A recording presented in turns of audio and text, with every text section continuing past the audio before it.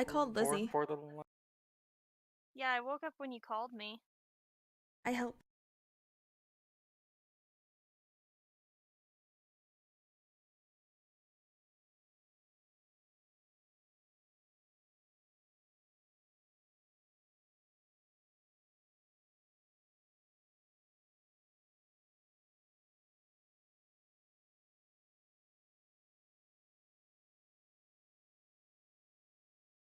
What level are we? It's a very good question. Because I am like Fourth 4. level. I've been trying to wrap around the head, like, do I have everything right? Because we leveled up right before we went to the hiatus, right? And I'm like, did I mess up something?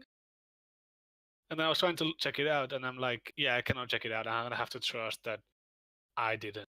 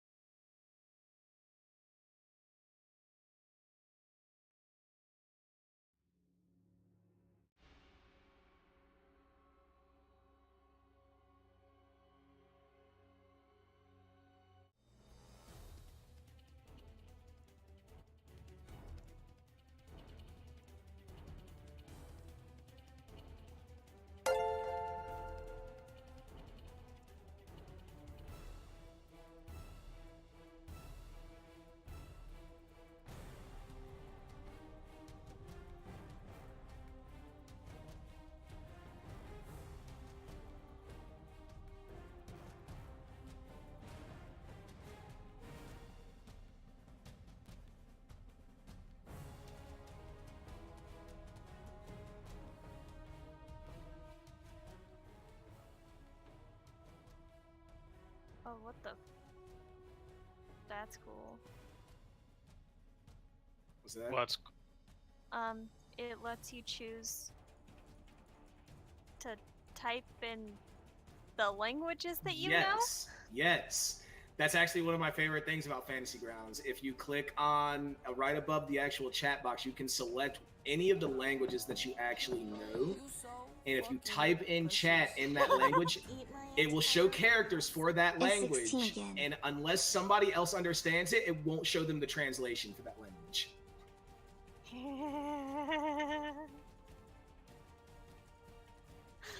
That's cool. So unless anybody else knows Primordial, they can't read what you just said. Good.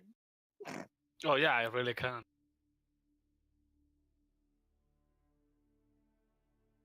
Can anybody read that? No. No. I can tell you whether or not people would understand it because ICA understood by. Oh, So the only people that could understand that were Vito and Brandon. oh wait, you can understand that?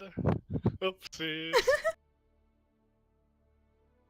I like how every language has a sort of like symbols, I'm guessing. Yeah, no, they actually Fantasy Grounds actually took the time to work on the unique symbols per language. Oh, that's cool. I'm guessing Sieves is like something infernal-ish. Ares is something celestial. Wait. That's the same as mine. But I don't know. Depending on scripts, some of them may look very similar. Okay. I don't remember who doesn't know that one. There's one of us that I believe everybody knows Draconic. No, I don't. Every doesn't. Yeah, time. I was gonna say there's It's the one of same us. thing. That doesn't. Okay, it's Salazar that doesn't. Okay. Yeah, I'm the one that's like, hey, what's up? So now you guys can actually have in-game in-world interactions through the chat box. I already understood that one. Good. Am I the only one that Wow. understood that? Yes, you're the only one that understood that one. We could talk shit. All right, we gonna talk shit in How that one dare then. you? And when I want to talk shit out loud to myself, I know what I'm gonna use. The one that only I know. Well, I know. Come on. I'm the only one here Dwarvish. who knows Primordial. I'll just talk shit to myself in Celestial. Listen, I wanted to learn that one, but Primordial.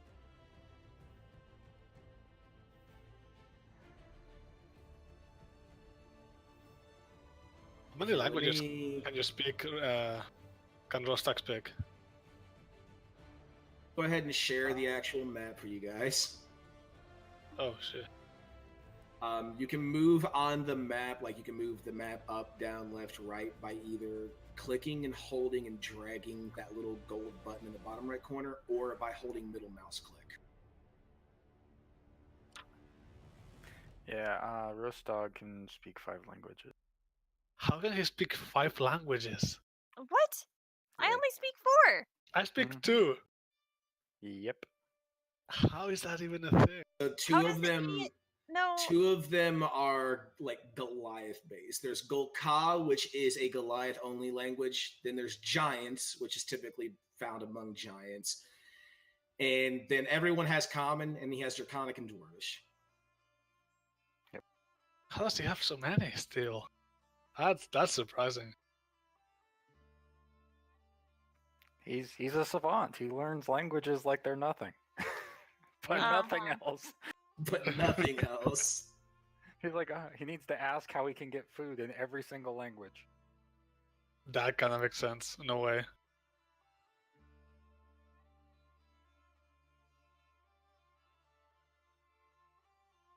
Oh, right. Hold on. Let me take care of one other thing real quick. Abby, let's see. You've got. What? What do you have? Celestial resistance. Yes, you've got resistance to necrotic and radiant. Yee.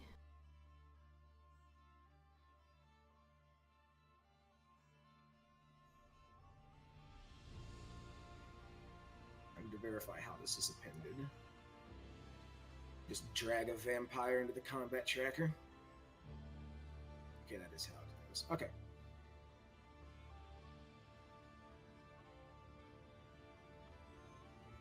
I was skimming over the notes from last session, and I'm just like, I completely forgot about most of this.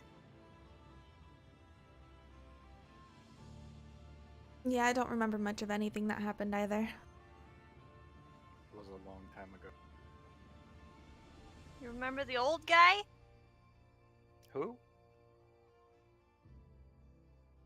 Wait, what's the monk called? No, not the monk, before we even left to go there. I have no idea what you're talking. I I mean, think she's referring to the dwarf Castellan, your mace. Oh. Oh, not him? no, I'm talking about the dude Oh. who gave us the stones. Oh. Yeah, the stones. Wait, what stones? See? No idea. Um, Not you guys, just me and Abby. Oh, wait, the guy. Yeah, Okay. no, nobody else in character would actually remember him. Oh. Now Yeah, I I was in character the whole time. It's totally new. Uh-huh. I So the guy that Um. fucked your mom. okay. Is that him? I mean, he is currently the dude, like, banging our mom, I guess. Cool. Well, used to. Listen, you know he would if he had any opportunity to. Oh, no, if he had the opportunity, absolutely. But the key word here currently is used to. So I just like grabbed one of the dice and it rolled a Wait, what the fuck? 17, but on the screen it came up as 11. Why is that? I'm confused. I am not sure, actually.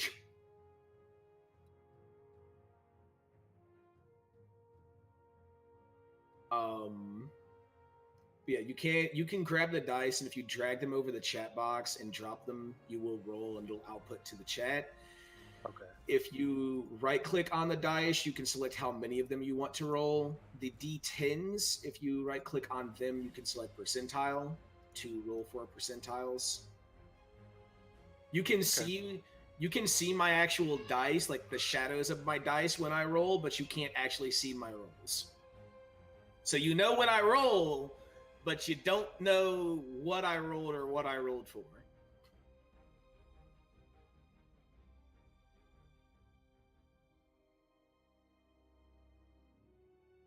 So, you can drag text and then it like puts it back in the chat. I don't know. It's weird. Yeah. You can drag and drop pretty much everything in Fantasy Grounds. Okay, Abby I see Celeb, what Abby happened. Celeb, Abby I Celeb. rolled it and then it fell onto the chat, so it doubled the dice. So the thing that actually rolled, that I rolled, it didn't count. It counted the one that landed in the chat, and it duplicated. Ah, okay. Yeah. So it's similar. It's similar to real life. How like if a dice were to go off the table or something doesn't or count. whatever, it Right. doesn't count. So unless it rolls in the chat, it won't count for the chat output. Okay, gotcha. I know how to roll the dice now. Okay, how does advantage work? Because I was pressing. I don't think it So works. advantage, if you click the little ABB button next to the dice, and then roll, it will automatically drop the lowest one. Same with disadvantage. The +2, +5, -2, -5. I don't know if you guys see those, but those just simply add bonuses to your. Yeah, I have advantage clicked and show this.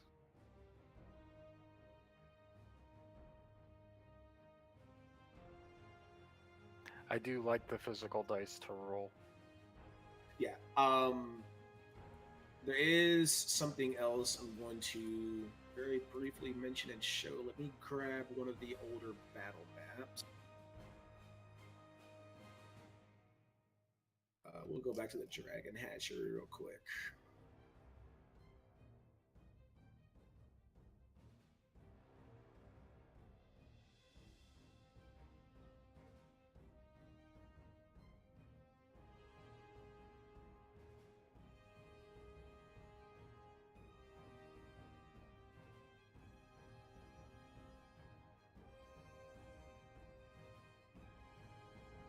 So I can just kind of go over this as well.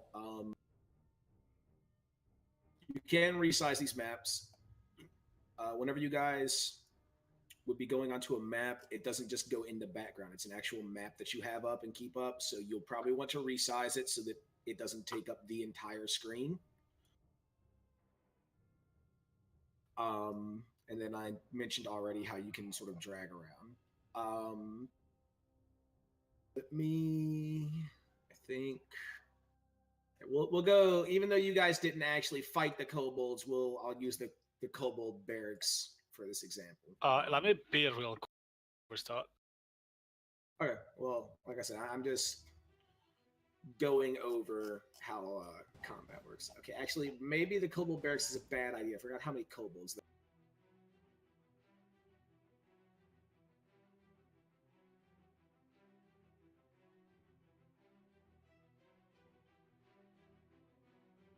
Can't I just menu, delete from tracker, delete only foes? Okay, thank God. Yeah. Okay, never mind. We can. Let's use the cave entrance because that's only got 2 encounters.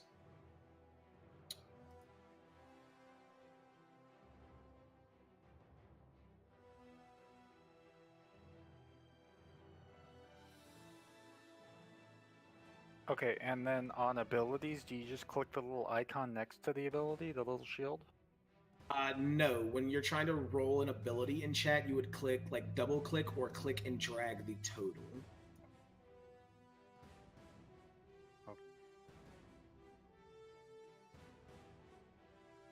So there's because like I have like a passive heavy armor master.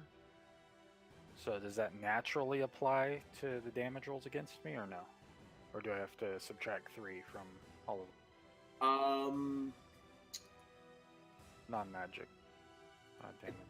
Don't know if it will automatically handle it. We'll find out here in just a second. Okay. I'm back. It's too bad. I mean, welcome back. Oh, damn it.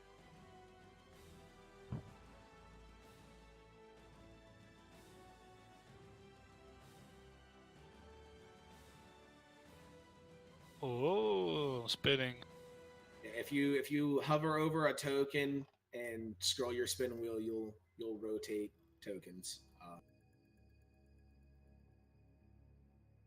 So the way initiative is handled in Fantasy Grounds, if you open up your character sheet under main and either double click or Ow. click and drag the.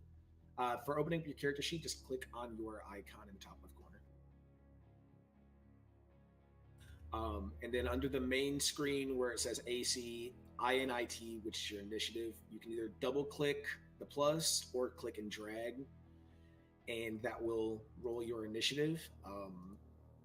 In the top right corner where all of the little icons and buttons and everything are, you should see 2 little crossed swords. If you actually click on those, you'll bring up a combat tracker.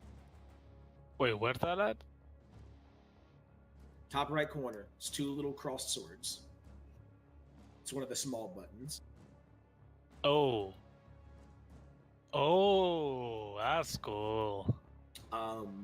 Now I wanted to bring this up before we actually get started and delve in, even though I don't think there's going to be any combat today, but just so that you guys can see how combat in Fantasy Grounds works, because it is a little bit different from Roll20. I do know a few of you have physical dice that you're rolling, so this is only really going to apply to those who will be rolling in game. Depending on the initiative that you rolled, when I drag this little icon to actually start the round, everybody should have been focused on this Dragon Claw because it's his turn. Huh. He can say he would move up here to target you, Salazar. And you can see he's now got targets: Salazar, Benjamin, Santana. Wait, where's that? It's in the combat tracker. You should be able to see it possibly around his sheet. I'm not I positive don't think I on can that. see it. No, we cannot see the target itself. Okay, that's fine. So now, if he were to attack with his, you can see it states in chat: attack 9 at Salazar, Benjamin, Santana, miss. I don't know if it actually Hell yeah. says that. Yeah, it does. And another attack, that's another miss. Hell yeah, motherfucker. Then in turn, it would now focus on Irie. Then Irie could do whatever she. Then, like I said, this is mainly for those that are going to be rolling in game. So now, in your case, Vito, what I want you to do, I want you to hold control, and I want you to left click on that Dragon Claw in front of you.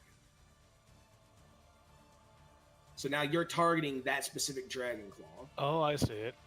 And now on your character sheet, I want you to go to your Actions tab, and let's say you would Green Flame Blade. Yeah. What do I press? Let's see. On a hit, the target suffers the normal attacks, the attack's normal effects, and green fire leaps from the target to a different creature of your choice that you can see within 5 feet of it, and takes fire damage equal to 1d8. Yes. I would hurt both of them.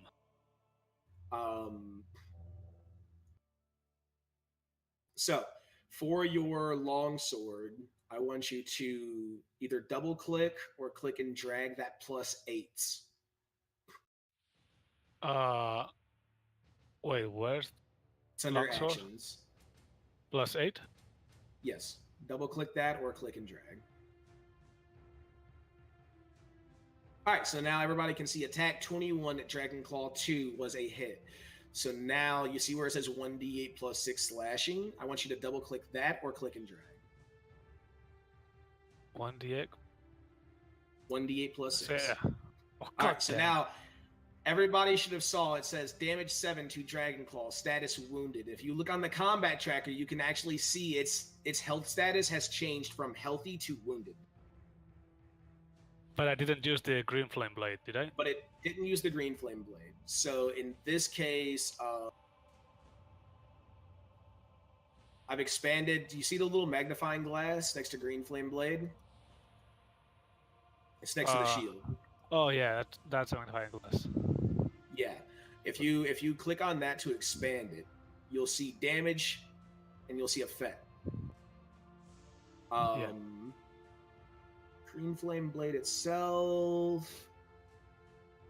Fifth level melee attack deals an extra 1d8 fire damage to the target, and the fire damage to the second creature increases to 1d8 plus your spellcasting ability modifier. Hold on, let me check this. You are breathing into your mic. Am I? Yes. Oh, He's my bad. always done this. Yeah. I forget to move it every time I take it off and on. Forget to move it after you record your hentai. Exactly. Hot. Hot, hot, hot, hot.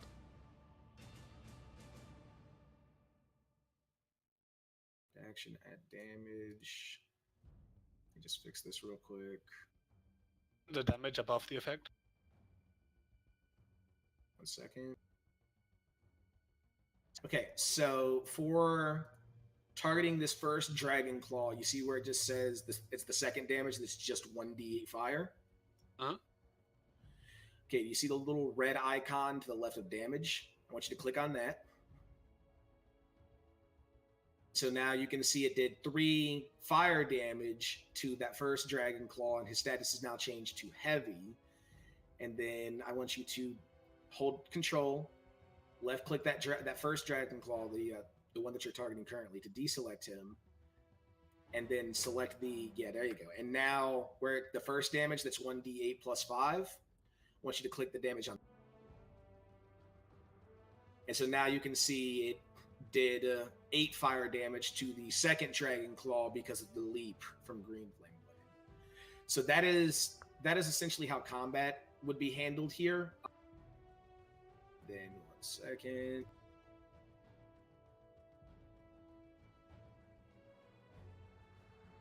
And the same also applies to you guys.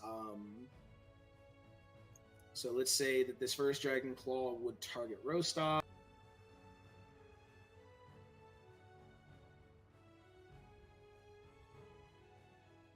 Critical hit, 25 to Rostov.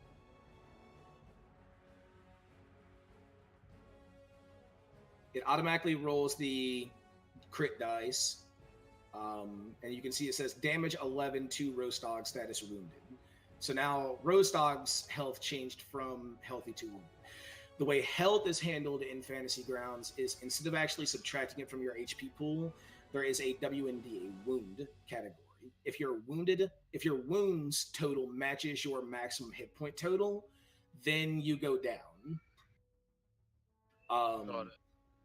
Also, the way Fantasy Grounds handles it, there is, as far as NPCs are concerned, like things that you guys are fighting, there's no more just like they outright die when they go down kind of thing. Like they also will go down, they will go unconscious and start making their own death saves each turn. So if you guys are going into a combat planning on just straight up killing people, you will need to attack them while they are down. Yeah, you will need a coup de grace.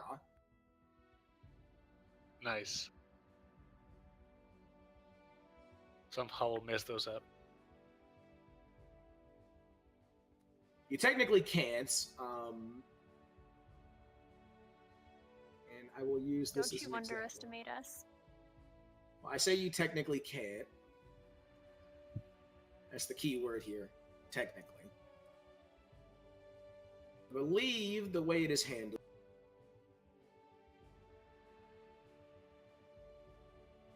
We gonna fuck all this shit up. Hell yeah. Okay, Salazar, do me a favor and target the Dragon Claw directly in front of you. And just roll an attack, see if you hit. If you do your damage. Just like a regular longsword attack. I failed. Yeah, roll again. Just keep rolling until you hit, basically. Oh. Okay, there you go. There you go. All right, now do your damage. Okay, so now everybody can see damage exceeds hit points by 4. Status dying. That means the Dragon Claw is currently unconscious, but not actually dead. So now I want you to go ahead and roll another attack against it. So you can see, because it's down, you had advantage. Now, down targets like this, you're supposed to just automatically hit and crit. I missed. I told you. How do you miss a target that's unconscious? I said I Yeah. would. Why do you not believe me? I don't know why Fantasy Grounds doesn't automatically have you just crit down targets, but that's what you should do. So what I want you to do instead here, Salazar, I want you to click and drag that 1d8 plus 6 slashing, drag it over the chat, but don't let it go yet, and then right click to add a second dice and then roll.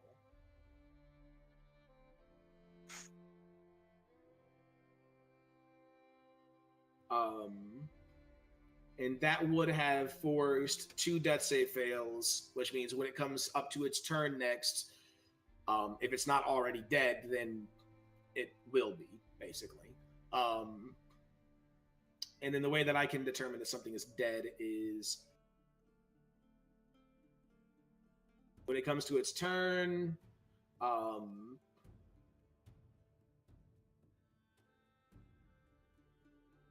would have to actually physically roll the dice for it, and if it fails or succeeds, then I keep track of that, and if it actually dies, then I just simply remove it from the combat tracker. Why does Irie have a flower head portrait? That Bottom left. is to indicate resists. If you Oh, hover over that, yeah, if you hover over that, like just barely over it, you'll see it says resist necrotic and radiant, because she is a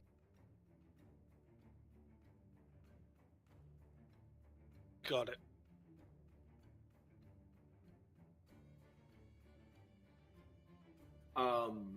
Fantasy Grounds does a lot of really cool stuff as far as handling all of like spells and their damages and attacks and all that kind of stuff is concerned. The biggest factor of it does come to spells. Like Lizzie, if you open up your character sheet and go Already to there. the actions tab, yeah. If you click the little magnifying glass next to Chromatic Orb, unlike Roll20, you don't have to manually decide. Like, it automatically pre-fills out all of the various elemental damage types. So if you were rolling through the client, all you would have to do is click the little icon for the damage type that you want to use. Nice. I like my dice though. It's been too yeah. long. Yeah, like I said, this is only applying to those that are rolling in game. I mean, it'll I be will nice to look at to also- remember what the options are, though. Yeah. How do there is you that. attack again? How do you do what? How do I don't. Nothing makes sense. How do you So- pass, like, change turn and say, like, I'm done? On the combat tracker, there should be a little downward facing icon next to, like, on the left hand side, I believe. When you click that, it will go to the next actor in the turn order. And Abby, what are your questions?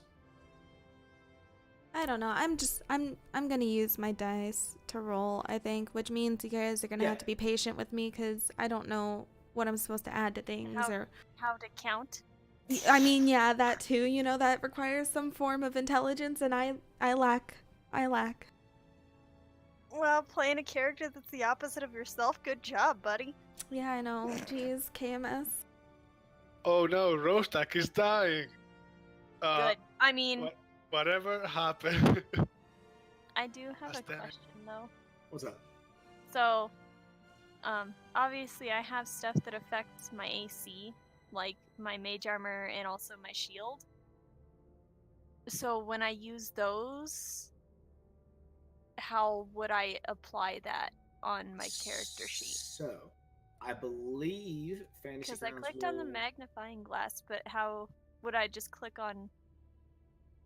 I don't know. So, I believe it will automatically handle those. You can see, like, for Mage Armor and Shield, there's a little icon next to the word effects. Mhm. If you click on that actual icon, so, like, click on Mage Armor's icon.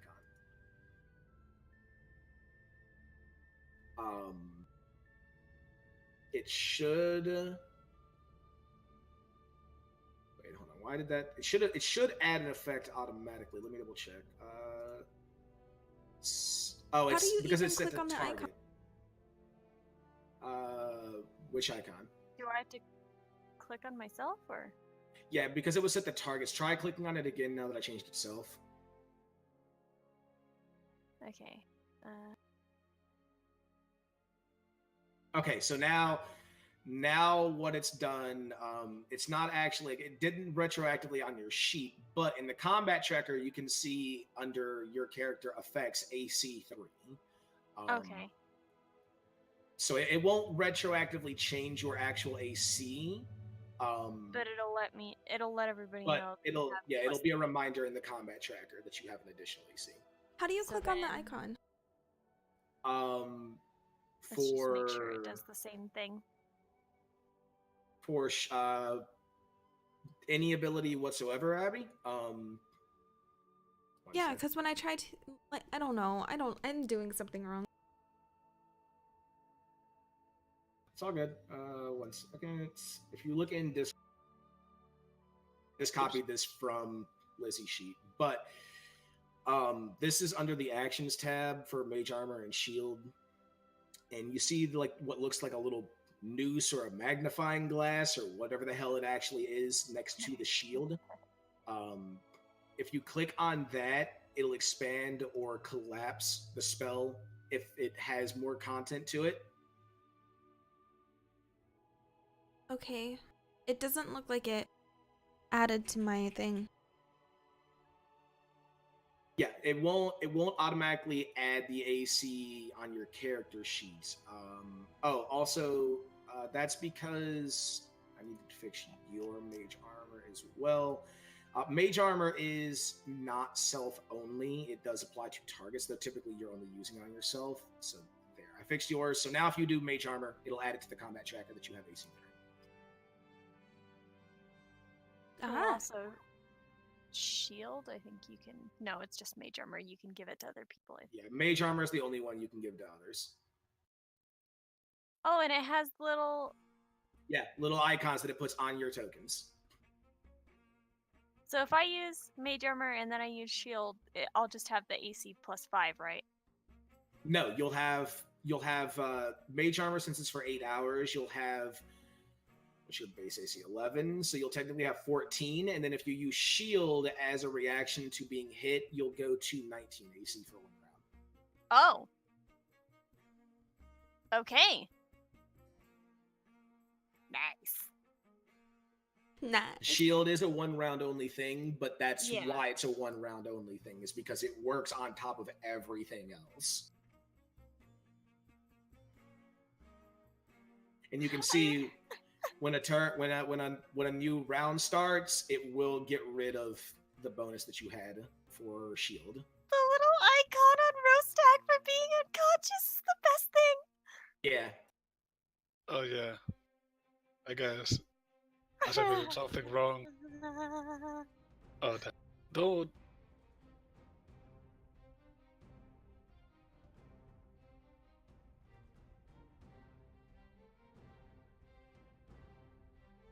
Wait, who are you targeting? I don't think she's targeting anybody. She's just getting used to the rules.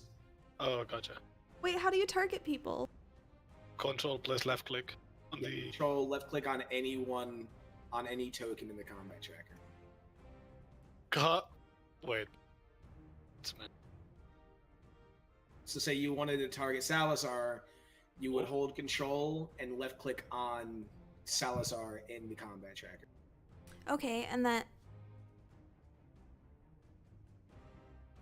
Oh yeah, I Okay. can see that. So if I and then if I pass it, how do you do the damage? So now the way you handle the damage is for Scorching Ray. So you see the little, what looks like a little drop of blood Yeah. next to the word, next to Yeah. the word DMG. Just click on that. And also you can see it's specifically stated absorbed by Salazar Benjamin Santana. What the heck? Yeah, I had extra HP. I was gonna Uh, say. 45. Yeah, he had extra HP. Exactly Okay. right. Ah. Well, all 0 damage. Nice. But now if you roll damage again, now that he doesn't have temp HP, you can see it does damage 5 to Salazar, status wounded. Up there it goes. Gee, okay, I'm dead. Thank you, Avi.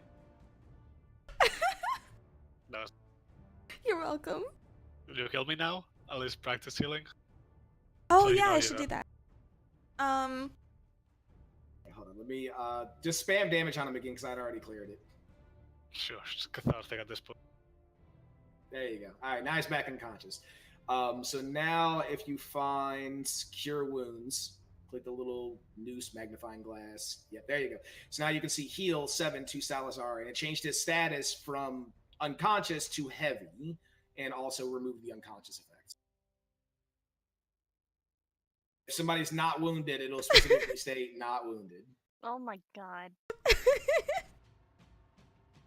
I heal. Like, can you like sort Look of like at you actually hitting good numbers. yeah? For Yeah, once. before. Can you actually go back yourself? Like, if I, for example, misclick and I accidentally click something, can you easily just like revert it? In what case?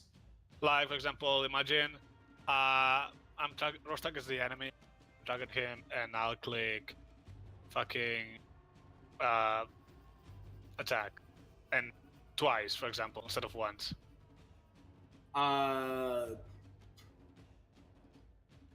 Well, in that case, say the first attack hit and the second one missed, then you would just roll the damage as normal. No, I mean the damage. I mean, for example, the damage. Oh, the damage. Yes, I can manually fix it. Okay, so if we don't have to worry much Yeah, about it. I can manually fix it. It's just how much do I have to panic if I misclick. Yes. I can manually fix it. I as DM, I have control over everything. Yay! Another thing that I wanted to go over, up in that top right corner next to the 2 crossed swords, you should see 3 little people with what looks like an information icon next to them. That is the party sheets. If you open that up, it'll give you a quick layout of your whole party, including their ability modifiers, their actual ability scores, their AC, their passive perception, and any senses that they have. So, like, you can see that the only person that has dark vision is Abby. Hey. I have no friends because no one's in here.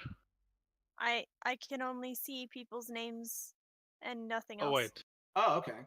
Oh, in the order. Oh yeah, I can see the order. That's all I can see. Okay, so all you guys can see is main and order. No, all I can see is order. And There's the an next- inventory tab, but there's nothing in it. Oh, okay. Okay, well, in that case, main is simply for me. It gives me a layout of your ability scores, your ability score modifiers, your defenses, your senses, your race, class, level, name. And it also, while I will never actually use this feature, but it is nice to have. Actually, I can think of a couple of areas where I might end up using this. Say you guys are crossing an old rickety bridge.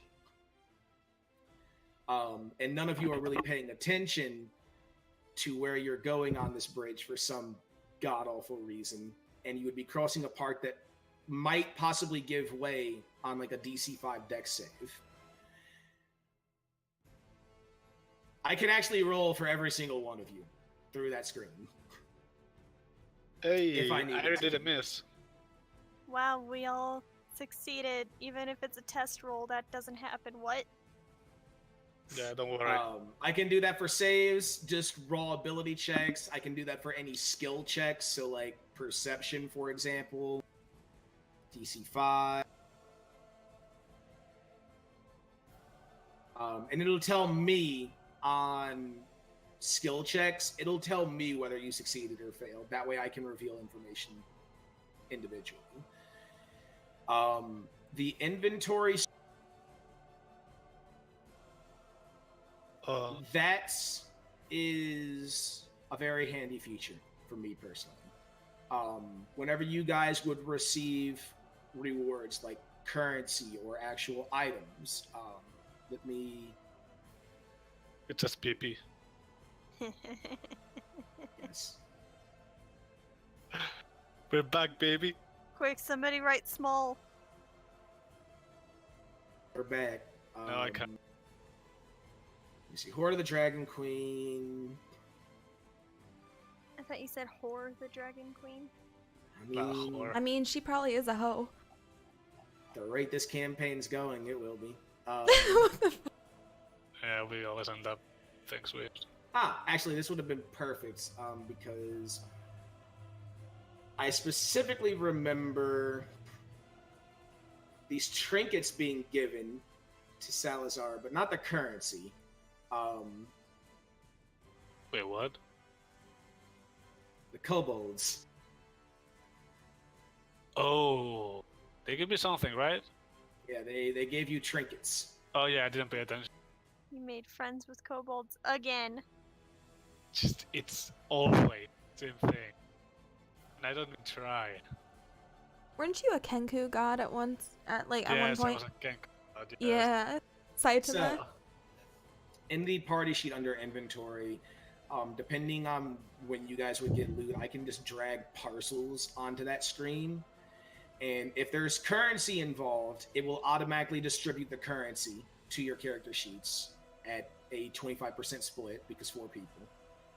And then actual items, depending on who would get what, or if you guys don't really care who gets what, I can leave it blank, or I can assign each individual item. So in this I case, love all how of everything is for Salazar. yeah. In this case, the trinkets all went to Salazar. So I click Okay. the distribute assignment and coins.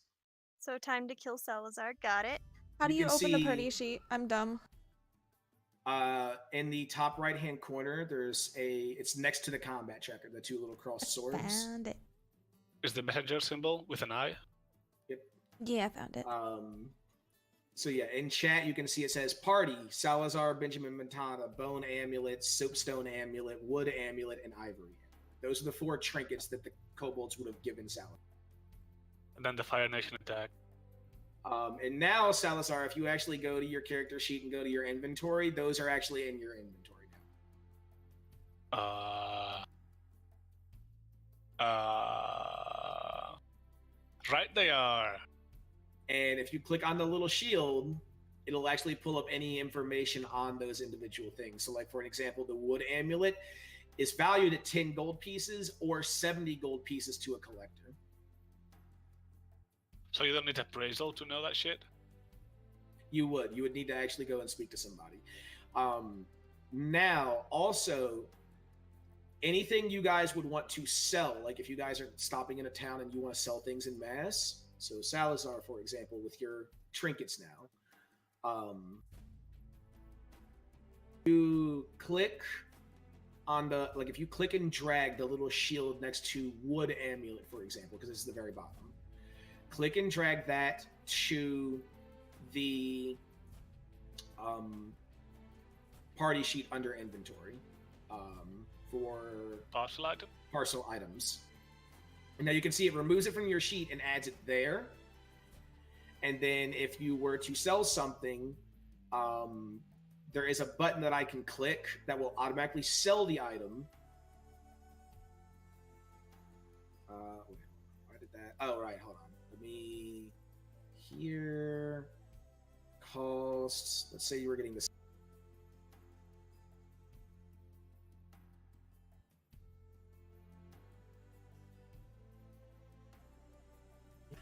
And you can see I can hit that button. It will automatically sell. Selling in my campaigns, I've decided the way I'm going to handle it. Buying, you buy at 100% of the value, meaning if something costs 100 gold, you buy it for 100 gold unless you want to haggle down. Selling items will be handled similarly, except not at 100% value. You will initially get 75% value, and you can try to haggle up. Because shopkeepers have to make a profit. So Tell in this that to case, people who complain about GameStop. hey, I Anyway. meme my GameStop. They're a fun meme. But yeah, no. So like in that case, it was valued at 70 gold because you were selling it to a collector. Assuming you failed or didn't haggle, it adds 52 gold pieces to the parcel coin section, and then I could distribute that further. Can I get it back? I needed to convince the goblins that they are friends with them so they can attack our enemies. Yeah, no, I already dragged it back. Nay, thank you. So yeah, that's how that works. It removes the need for any math on any of our parts when it comes to distributing currency. And if I want to give something for example, Nish and I exchanged books, right? Yes. Yes. So, for example, I drop this one here. Can Yep. she pick it up now? Or Or do you have to manually give it to her? I would need to assign it to her, so Sif and distribute. And now, Sif, you now have the true rulers of our country. And he's about to have a tale of cons and scams. Hell yeah. And now Salazar has a tale of cons and scams. Cool. Hell. This is There's cool. a I like lot it. of really cool things that Fantasy Grounds does that I absolutely love. Keep in mind now I've had a couple of weeks to fuck with this. So you guys are going in blind, so you'll be learning and figuring out how this works as we go. I don't want to go in blind. But We it know enough. In It blind. looks- Uh, we're back, boys. It's Saturday. I've missed this. baby. Lizzie, I hope we're Um, thinking about the same Yes. thing. Okay. Blind dude who really likes midgets. Yeah. Yep. Midget furry Oh, porn. also, Oh, God. Abby, this one only applies to you because Theurgy Wizard. Yeah. Under modules, make sure that you have D&D 5e custom classes loaded. It's the one that had like my little icon next to it. It was the third Mm. one, I believe. Where's modules? So click on library, bottom right hand corner, then bottom left hand corner, click on modules, and make sure that D&D 5e custom classes is loaded.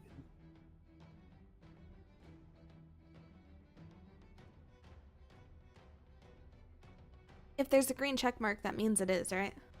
Oh. No, if the book is open, that means it's loaded.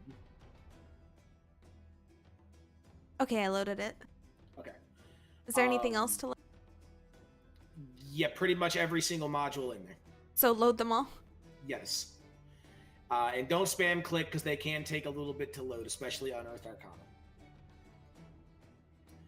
Brandon, you'll make sure you do that as well, because that fills out all of the tables, like items, actual tables, maps, all that background information, feeds. That fills out all of that so that you can just drag and drop onto your character sheet as you go.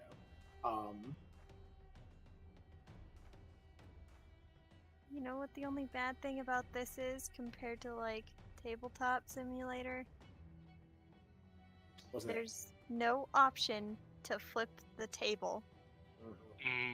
True. That's all I need in life.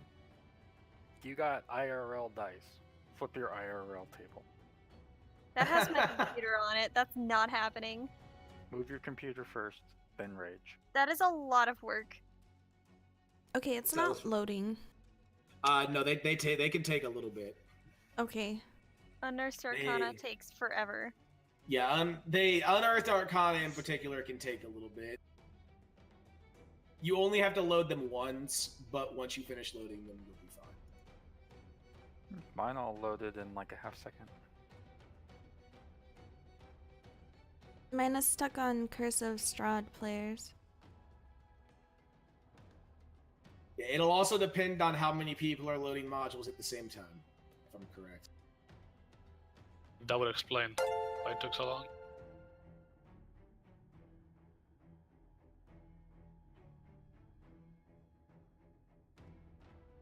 The other tab, let's say maps, story, NPC, items, is that for us or for you?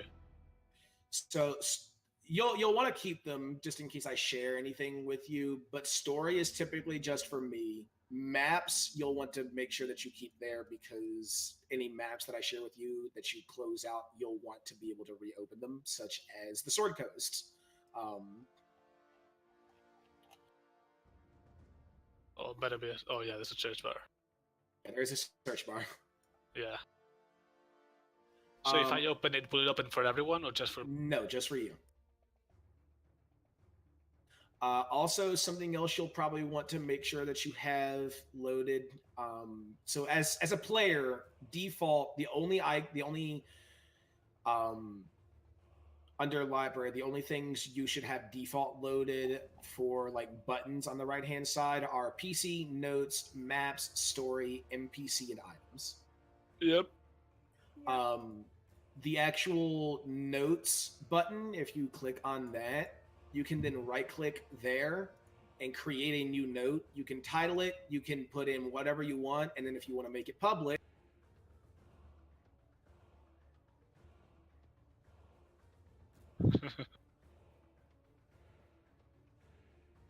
I'm still trying to load things.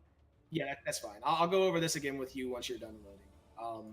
But yeah, everybody that opens up the notes section now, you should see a new public note that I created called Roast. If you actually click on it, the note just simply reads he likes bacon.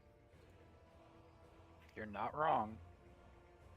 Any notes that you make public, you can make notes public or unpublic. There is a little lock icons that you can lock or unlock it so that you can edit it, make it public or unpublic. Do you have to type it first? Yes. You'll want to make sure that the little lock symbol is open, meaning it's unlocked. Then you can edit it, type in whatever you want for the title and the actual description. I see that, Vito. Hey, can everyone else see it? No, just me. Okay. I can't figure this out. I'm Can stupid. she see it? Can she see it? Yeah. Maybe. I can't see it. I can't do that. I don't know how to do this. If I click on the box and then the bottom option, create item, like the box says. Yeah. So if you just right click in the notes thing, and then there you go. And then you can see the little box that it popped up, and I put a screenshot in the Discord. The little lock icon, you'll want to make sure that's open. That means you can actually edit it, and then you can give it a title. Then where it says click to enter text, you can fill out whatever you want to put there for your actual notes. And then if something that you would say, let's say it's things that you would share specifically with the group, like plans or whatever the case may be, you can click the little circle next to public, and that'll make the note public. Can you guys see it? No, I can only see mine. No, not they. I can see it. They can't currently. Well, how do I? So you see where beneath the lock it says public with a question mark, and there's a little empty circle. Yeah. You click on that. Yeah, there you go. There. Now everybody can see that note. It doesn't show the owner though. Okay, my stuff loaded, so how? So you see on the right-hand side of the screen, there's a little notes button, Abby. Yeah, I already have that open. Yeah. Any notes that are public, you can just click on them to open them up. Or if you want to make your own note, just right-click on the empty background there in the notes thing, and then the bottom one is create item. Yep, there you go. And then creating a note is pretty self-explanatory. You've got where it says new note is the title, where it says click to enter text is where you would actually put in your notes. The little lock icon will lock or unlock it so that you can't edit it, or you can edit it. And then where it says public with a question mark, there's a little empty circle. If you click on that, you can make the note public.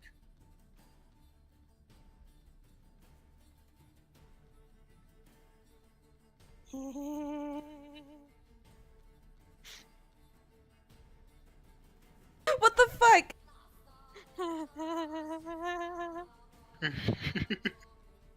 I didn't even make that one, but I'm proud of you, buddy. Yeah, whoever did it, I'm really proud of you. I guess we'll never know who it was. It was Rostag. It was clearly wrong.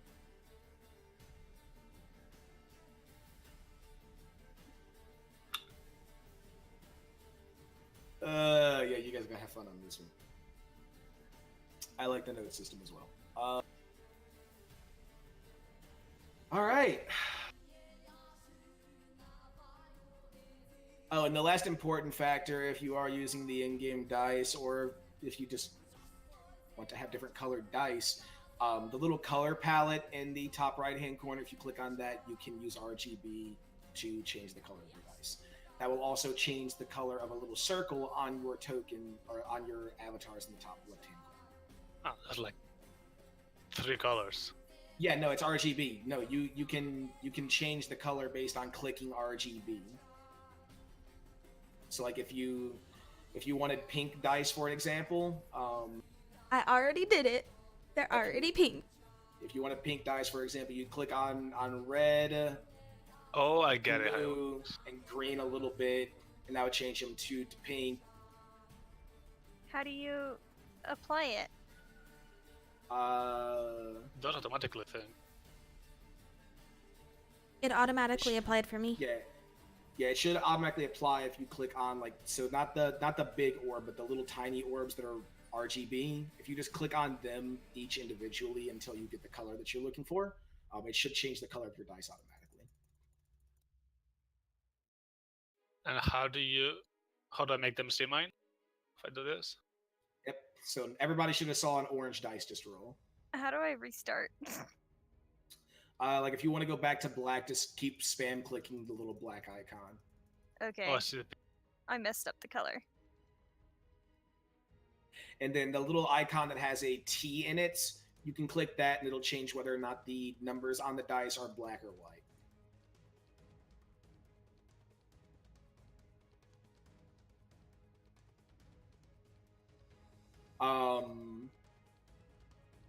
Assuming you guys have anything open, like say the notes or whatever, that'll be the easiest location where you can see this. Or actually, this will be the easiest way you can see it. Let me reshare this so everybody has it open. Roll20 does not have, or unlike Roll20, this does not have like dynamic lighting where like you can't see behind doors and things like that. So tokens aren't placed automatically. If it's something that would be out in the open that you can see, obviously I will describe it to you and I will put it on the map. But if it's like hidden behind a door, you wouldn't know it's there until you guys open the door or listen for it. However, in the case of like right now, this would be what everything looks like during daytime as far as Fantasy Grounds is concerned. But let's say you guys are traveling at night or something and I want to set the mood. I can actually change the hue of everything on Fantasy Grounds to indicate nighttime. It has a much darker shade of hue to it. You're gonna have to warn me whenever you do that, because, oh, my eyes. Yeah, that fucks with me. Yeah, that would be for if you're at night around a campfire, and then one more transition, well, 2 more transitions, one next, and then going back to daytime. This would be if you're like in a very heavily forested area. Oh, that's cool. And then, That is really cool. like I said, this goes back to daytime. Why is there another... Why are there 2 people at the top now? Brandon is creating new characters. I am.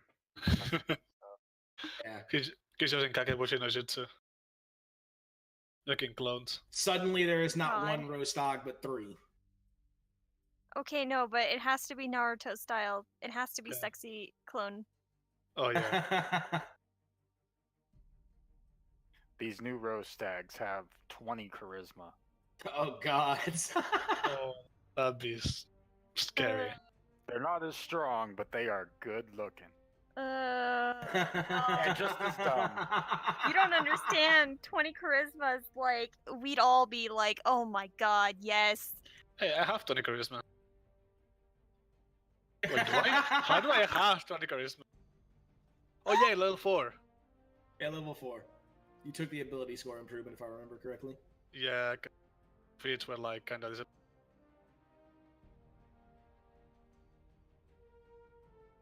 Listen, for you, I'm just saying that your eye patch is probably just a turn off for most people. Is the eye worse? Your bad eye has a charisma of -3. Nah, it's not a bad eye. It's just weird. It's not a bad eye.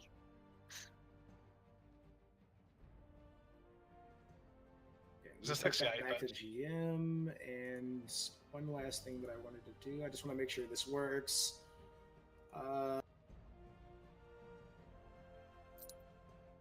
Okay, yep, that works. I automatically created my D100 crit and fumble tables in Fantasy Grounds so that I can just roll them very easily in Fantasy Grounds without having to look up the table. Also, you roll and then it tells you what happens. Yep, Can we see it or do you tell us? I tell you. Okay. So for a weapon attack critical hit, you are able to maneuver towards your opponent while attacking and attempt to harass them. After your attack, you can choose to attempt to grapple your opponent if you have a free hand, or shove your opponent if both hands are in use. So I can literally just click a button and it'll tell me what effect you would get normally. All right. Lizzie, you said you had to be done by 3 your time? Yeah, I have to work at 5 today. Okay, and what time is it now? Because I don't remember, honestly. It is 1:20. Okay, so we got an hour and 40 to have a little bit of fun. Let's actually play a little bit. Hell yeah. Sounds fake. Yeah, I'm trying to remember how. Okay, so last time we played, you guys had just arrived at El Chorel. You stopped the wagon that you had procured for transporting the dragon and supplies and things like that. Just outside of El Chorel, Leosin had come out to meet with you guys at the request of Salazar, I believe. Yeah, I think it was me and Irie that went up to him. No, Irie was still in the back of the caravan. I it was with you my and- dragon. Oh, not Irie, Sif, sorry. It was me and Yeah, you, it was. because we were staying so away Sif- from the dragon. Exact. Yeah, so Sif and Salazar had gone in and retrieved Leosin, who brought along with him a disciple. Does anybody remember if I gave him a name? Because it's been so long, I don't.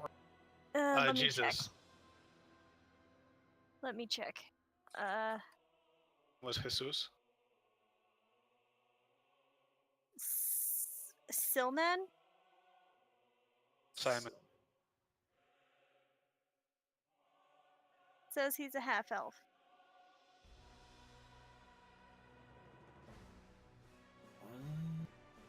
Seconds.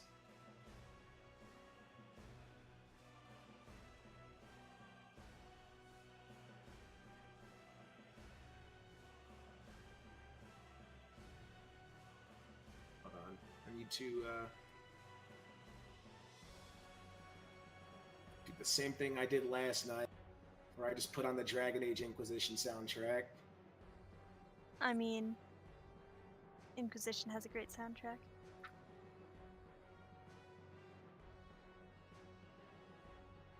I have that plus Skyrim.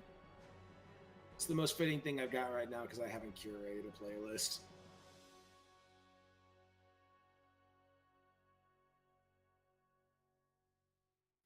If I remember correctly, Origins. yeah, no, I need to. If I remember correctly, after Leosin and Silman came out, met you guys at the wagon, Leosin sort of peeked inside, saw the baby black dragon, and then mentioned that he would get you guys into a safe part of the city where the dragon wouldn't be seen.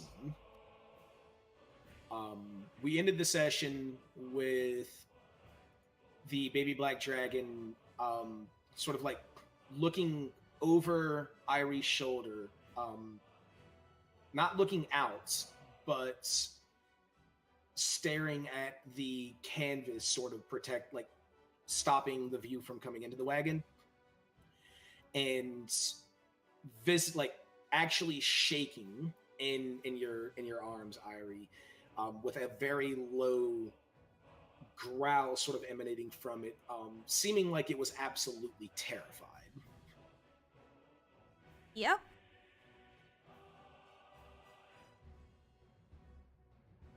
So that is where we will pick up. You start to feel the wagon moving again as it starts to roll into the city of El Chirel.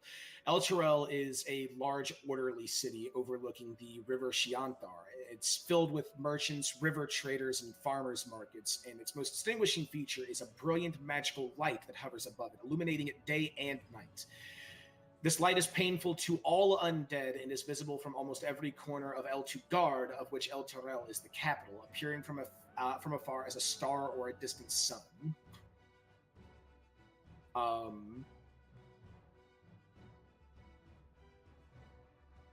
After a few brief moments of silence as the wagon is being carted into the city,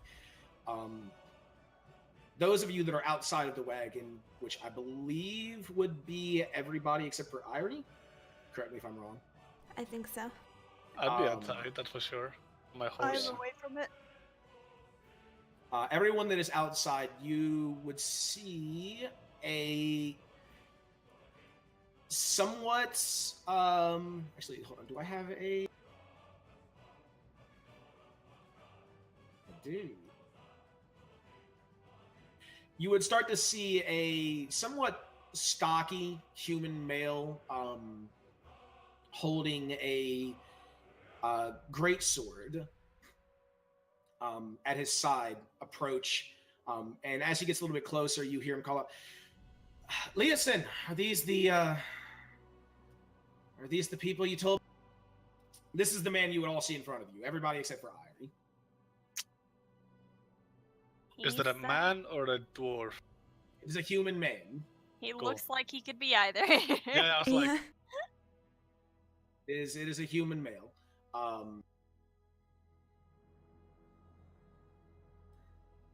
Yes. These are, well, 3 of the 4 that I mentioned. The 4th is currently in the back of the wagon. They have some precious cargo. Can we take this back to? Do you have a warehouse somewhere that's currently not in use that we could take the cargo? Yeah, I got something. Follow me. I'll lead you there.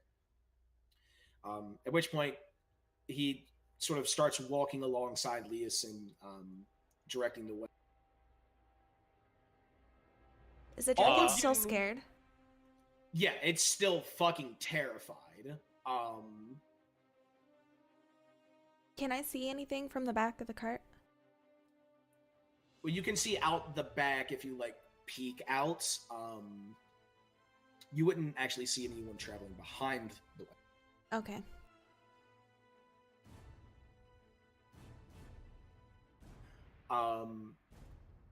However,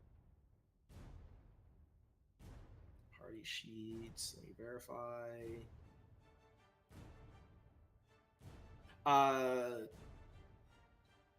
Yeah, I would say all of you, except for Irie, given she's in the actual wagon, all of you would see Silmar, the half-elf apprentice of Leosin. He's not walking alongside or directly behind Leosin. He's sort of more so like walking alongside the actual wagon, on the same side that Irie and the dragon would be closest to.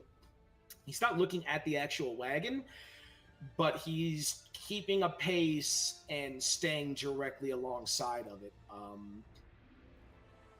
Every now and then you would see him sort of like glance over, maybe like dart his eyes over to the side of the wagon and just take a look at the wagon, but he doesn't stare at it for too long.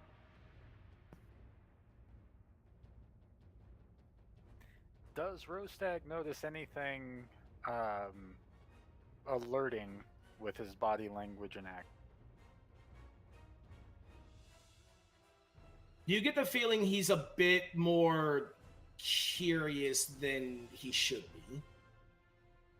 There's no hostility or anything that you can sense or see, but he does appear to be a bit more curious than Leosin would be, although Leosin did peer inside.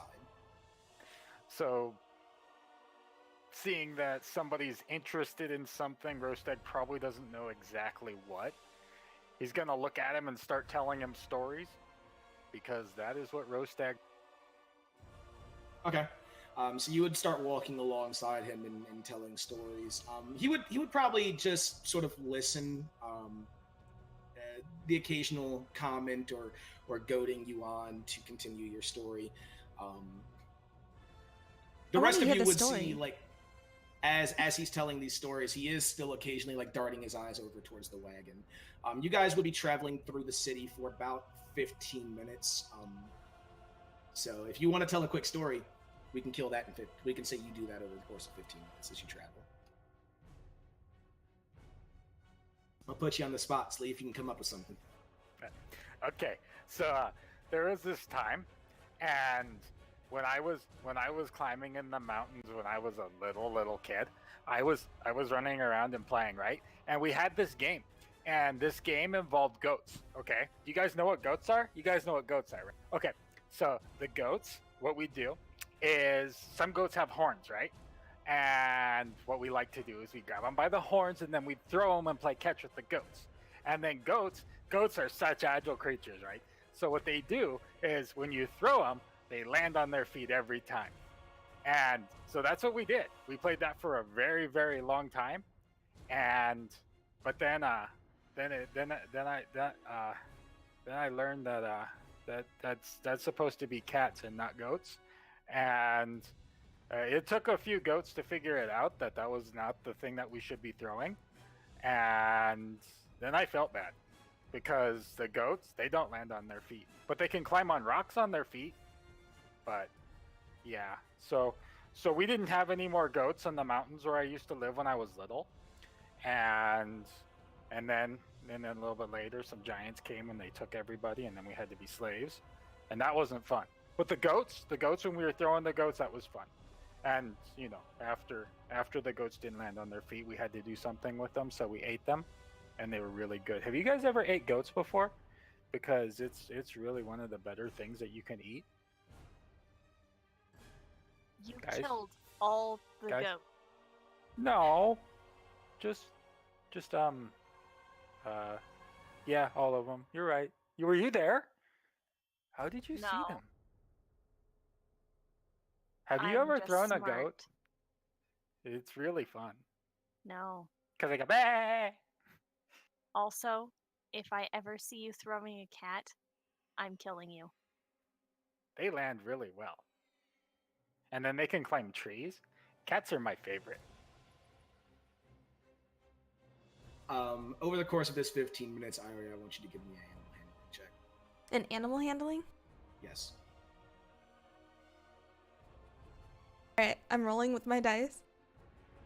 First roll with our actual dice in an actual campaign, ladies. It's and an gentlemen. 18 plus 1, so 19. 19 total, okay. That's really good. I don't have to be your dragon's favorite anymore with all of my outstanding animal handling rolls in your fail. I'm killing myself. Don't worry, we'll have to cross a river soon enough. You'll fall again. Alright. I'll grab you by your bra. Alright.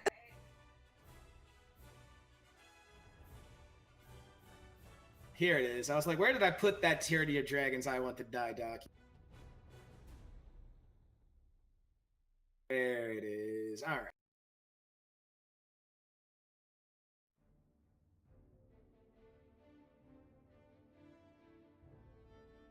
Okay.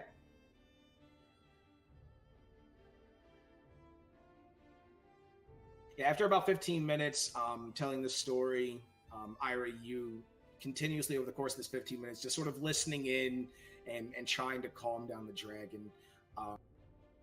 You would finally feel the wagon come to a slow stop, and then you would hear that human voice that you heard earlier.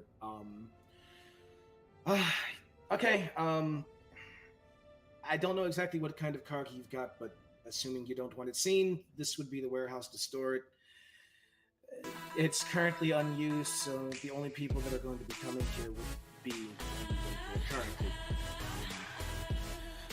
I'll make sure to inform the rest of my order to steer clear for the time being. All of you except for Ira would see him sort of like look towards Leeson. Although you do realize I have to ask just what kind of cargo you have. I can't. Actually, you know what? If I don't know what it is, it doesn't go against my order. Just, you know where to find me once you're done storing the cargo. You start to see the human male begin to walk. After a few minutes, when Leeson is fairly confident that he's actually left and gone away, he would start to walk behind the wagon and sort of lifting it back a little bit and peeking his head in. Okay, we have a warehouse. We can keep the dragon in here for now. He says very quietly. Although I definitely don't want to leave it alone, so I would... Well, I have a slight solution, possibly. Would you mind if I set an alarm spell at the door of this warehouse? That would be great, actually. That way, at least I'll know if anyone's coming in or leaving. That would be perfect. Okay. So he very, like, you see him, Ira, you see him, like, poke his head back out of the wagon after a few brief moments. You see him, like, sort of lift it back and then pointing off to the side. Quickly, get the dragon into the warehouse. There's no one around. But we do need to move quick just in case anyone were to walk by the area. Okay, so I'm gonna hop out of the wagon and try to guide the dragon with me. You know, just like... Okay. It does follow you, without question, at this point. So wait, who's around right now? Is it just... So right now, it would be you four, Right. Leeson, and Silman, his apprentice. Is... Which, as the little baby black dragon comes out of the wagon and starts to follow you over towards, you do see it like pause for a brief moment, sort of like tense up, and you see it start to look around, and all of you would notice, like, once it sort of locks onto Silman, it just sort of tenses up even more. Like, all of you can see the muscles in its legs and everything start to tense up. Ira, you being closest to it, can hear that low grumble of a growl again, and you can actually start to see it shake a little bit. Uh-oh. Okay. He don't like you. Why don't he like you? Are you a bad guy? I'm gonna put myself between the dragon and Silman, you said his name was? Yes, Silman. And I'm gonna... Okay, so... Would I have any sort of sneaking suspicion about why my dragon's so scared of this guy? Because I do know that... The only thing that you as a character, like Ira would actually know, right, is that black dragons in particular are there's only a few things, but the most prominent thing that they are deathly terrified of is other dragons. And I know that dragons, because my character knows that dragons can take the form of people.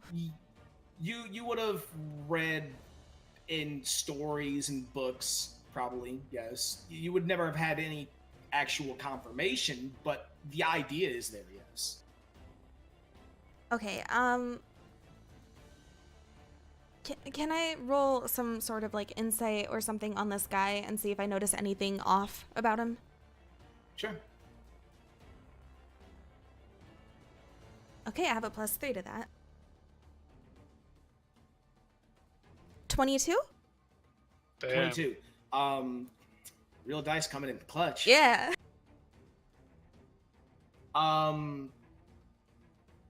yeah, as you like sort of study him for a brief moment,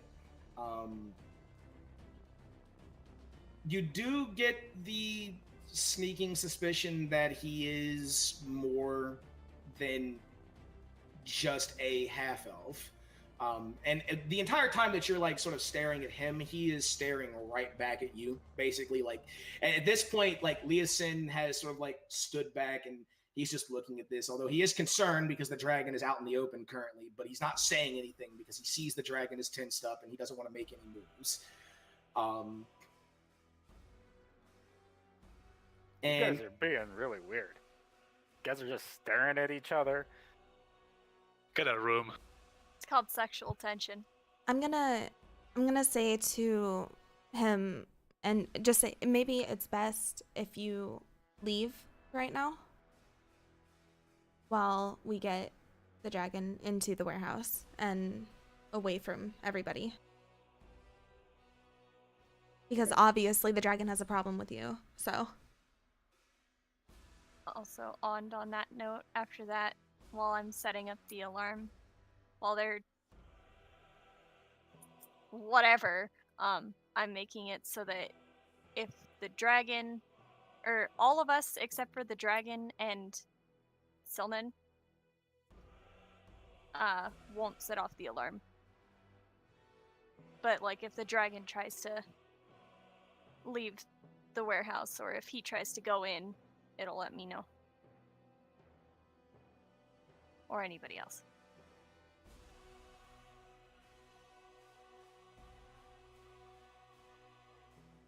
okay. And sort of as you're doing that, and as you say that, Irie, all of you would see Silman like sort of still looking at you, Irie, and then you see him open his mouth. All of you except for Salazar would understand this. God damn it. As you hear that familiar guttural sounds in Draconic. Oh yeah, I can totally read that. It says, my mom made lasagna. I'm gonna respond in Draconic as well. Oh wait, should I type it? Yeah, if you want.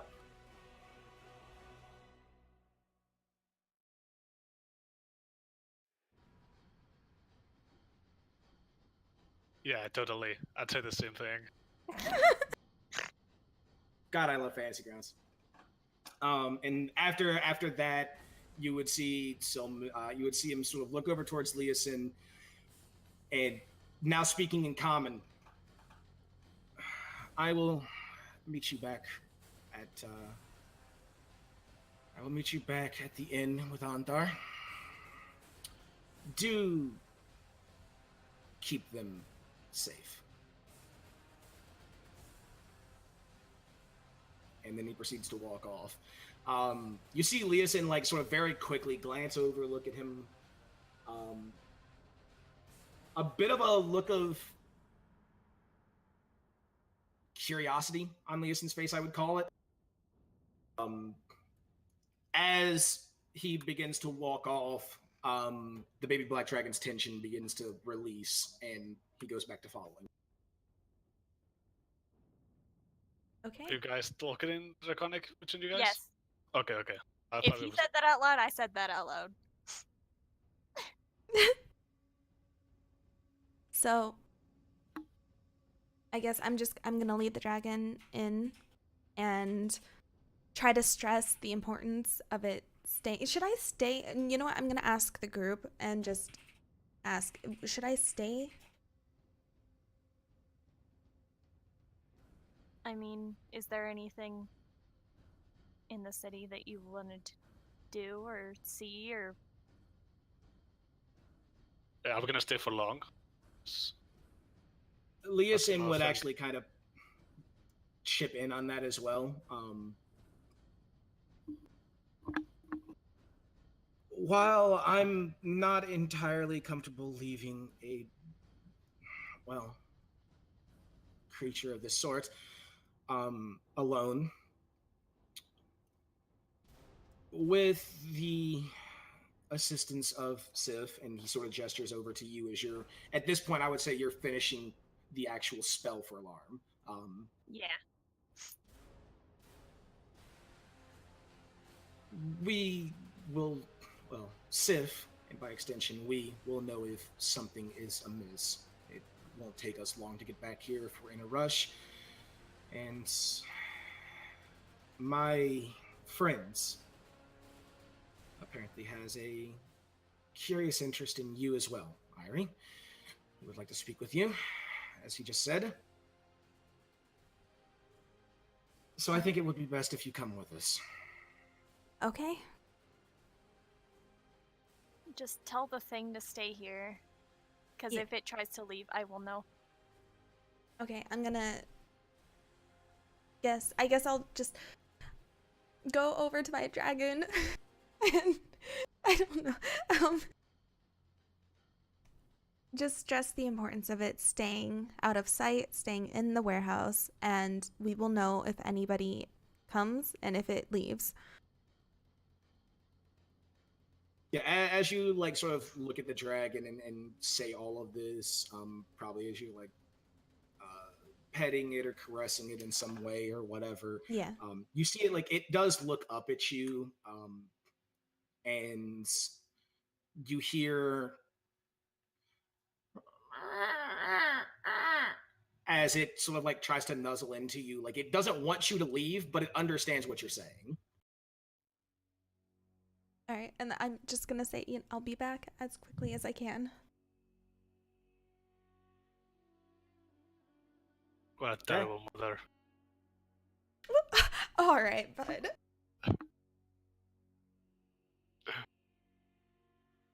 And as we're living, I would like to walk beside Leeson Okay. and say, you seem pretty well known in this town. Do you have a lot of influence in it? Not openly.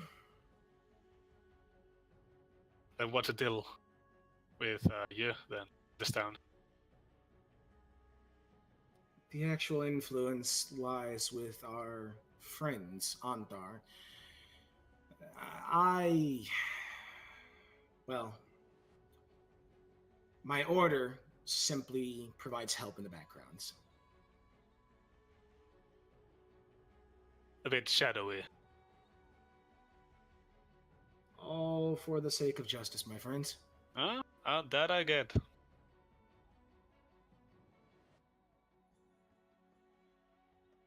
That's it. That's all I wanted to know. Yeah, he would be leading you guys throughout the city. Not at a super fast pace, but a much quicker pace than when you had the wagon, obviously, because now you would be on foot. I'm feeling pretty urgently like I want to talk to that guy. I fucking forgot his name again. Silman. Yeah, Silman, sorry. Is he out here? Is he around? Not currently, but you can only assume that he would be wherever Leeson Wherever we're would be going? taking you guys. Okay. Yeah. As you're sort of walking, Leeson, like not looking at any of you in particular, but just offhandedly remarking, listen, Antar is a good man, but his order, well, let's just say it's less open than ours. May I ask, While, go ahead. what order is he even with? He is one of the higher ranking paladins of the Order of the Gauntlets. Can I roll to see if I know what that is? Sure. Yeah, Give I me a like history. it. Yeah, History. Actually, yeah. anyone that wants to try and recognize Order of the Gauntlet can give me a history. Okay. 21. Wait, how do I do that? Skills? Yes. He's Skills, and if you're rolling in the client, you would either double click or click and drag on the total next to whatever skill. I also got 21. A. We got a 21, Hey. a 21, a 21. Not ready. All right, so everybody except for Roastdog would know what the Order of the Gauntlet is. Sounds about right. Let me tell you guys what I know about the Order of the Gauntlet. It's when you go to a store, right? And you're like, I need gloves, but they don't have gloves. All they have are these metal gauntlets. And then you have to buy it, and it's called an order. That's when you buy something and you have to say you want to buy it. Oh my god. All of you would know that many paladins and clerics of Tyr, Helm, Torm, and Hor, H-O-A-R, have joined the organization, seeing it as finally a way of making common cause against the evils abroad in the world. The Order of the Gauntlet is ready to lash out the moment evil acts, and not a moment before. When evil breaks laws, agreements, or commonly accepted codes of conduct, the Gauntlet strikes hard and fast without waiting for the blessings of a distant temple or the permissions of rulers. Evil must be met in the field and smashed, or it will swiftly overcome all. So, The Order of the Gauntlet is a dedicated, tightly knit group of like-minded individuals driven by religious zeal or a finely honed sense of justice. Friendship and camaraderie are important to members of the Order of the Gauntlet, and they share a trust and a bond normally reserved for siblings almost. Like highly motivated soldiers, members seek to become the best at what they do and look forward to testing their mettle. There are few, if any, lone wolves in this organization. Their beliefs are that faith is the greatest weapon against evil, faith in one's God, one's friend, and oneself. Battling evil is an extraordinary task that requires extraordinary strength and bravery, and punishing an evil act is just. Punishing an evil thought is not. So they're like the Avengers, but with Inquisition. in between. So they're paladins. Yes, it literally is just an Just entire paladin. group of paladins. There is the occasional cleric, but it's mainly paladins. Oh gosh. And what order was Leosin part of? Harper's. I gotta say, I'm pretty sure Harper's. If you guys had been told that, which I believe you had. I have it written down, so. Yeah, then you guys would be aware that he is a member of the Harper.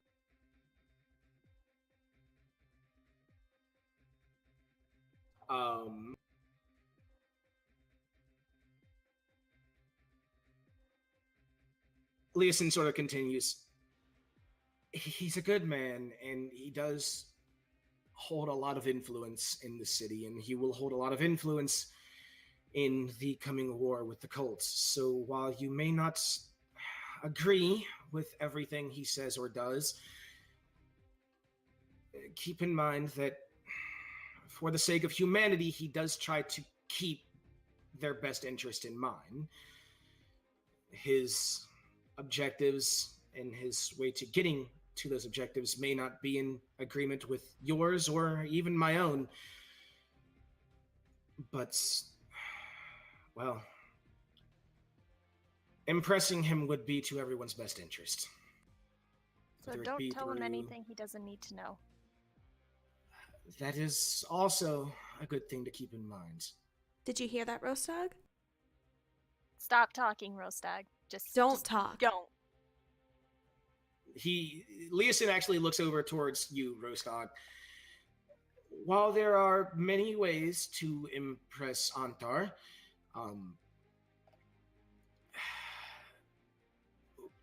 when you're in his company, you will find that you're guaranteed to have a good time, provided any of you consider continual drinking, arm wrestling, horseback riding contests, sparring, and weapon training to be a good time. So, Roastdog, you'll fit right in. Sounds exhausting. Agreed. This sounds exciting. I really think that we should do those things that you just mentioned, and we should start with doing. Start with what you cut Blank. out. Doing all of those things that you just mentioned right now. All of the things, the horseback throwing, and then like the arm wrestling, and then the drinking No, excessively. Not throwing.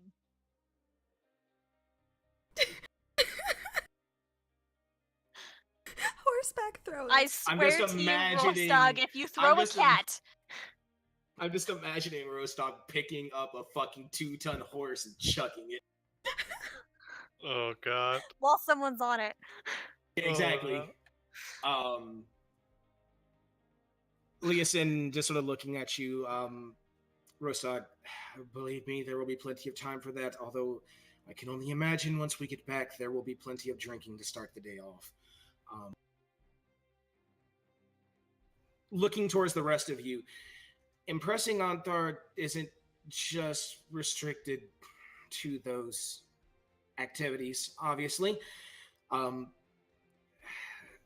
You can impress him with your prowess, your honesty, your drive, although, and going back to honesty, the I will cargo look that you're aside. carrying around, yeah, he's like looking over. Some things are best left unsaid. Do you know him really well? Because I could think of a few activities that we could add to the day to make it even more. He is a good friend, but, well, he is pretty set in his ways. I don't think he knows exactly what more fun could be if he's set in his ways, because there are things that I found that were fun that I didn't know about. We're not here to have fun. I'm not here to make friends either, but I will respect this man unless he gives a reason to not be respected, so. Yeah.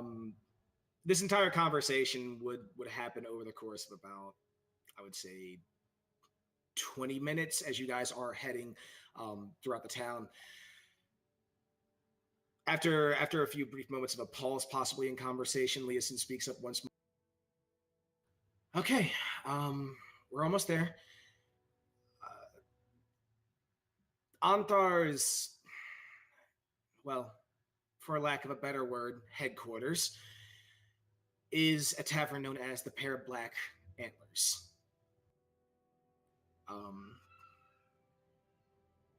He does have a specific room in the back, although I suspect our initial conversation with him will be held out in the open room with lots of drinking, talking, and things like that. I got a question. If where are we gonna stay? Because we want to stay close to the place that we left precious cargo, and I don't think that this is that close. Is there a closer place, maybe? So in case anything happens, we're right there. I do believe there is an inn close to the warehouse, though I don't remember the name of it.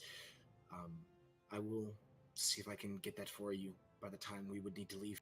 Are we planning on staying for the night? What time is it actually? Like? It'd be about midday. Yeah, so are we planning on staying overnight? Well, we might. Depends I on how mean- long. Leosin looking towards you, Irie, as you sort of pose that question. Very likely.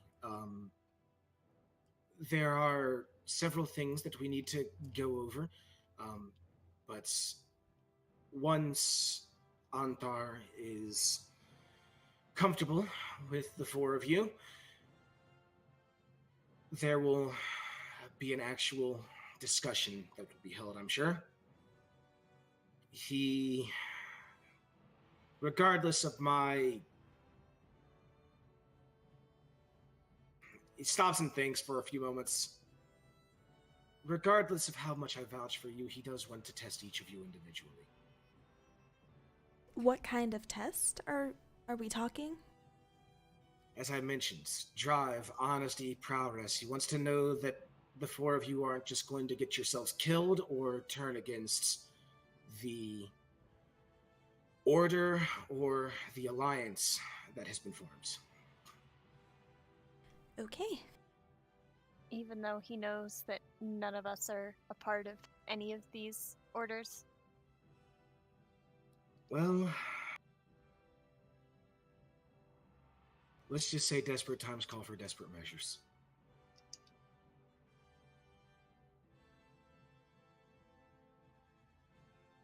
While normally he would not seek help from outside of any particular order or group, I'll let him explain when the time is right. Yeah, every time you mention like the test of honesty, you can see Salazar kind of like looking away. Just yikes. About this time, you would finally be arriving at this tavern. You do see this giant sign that reads a pair of black antlers, and above it, you actually see a very large elk head with its antlers painted black.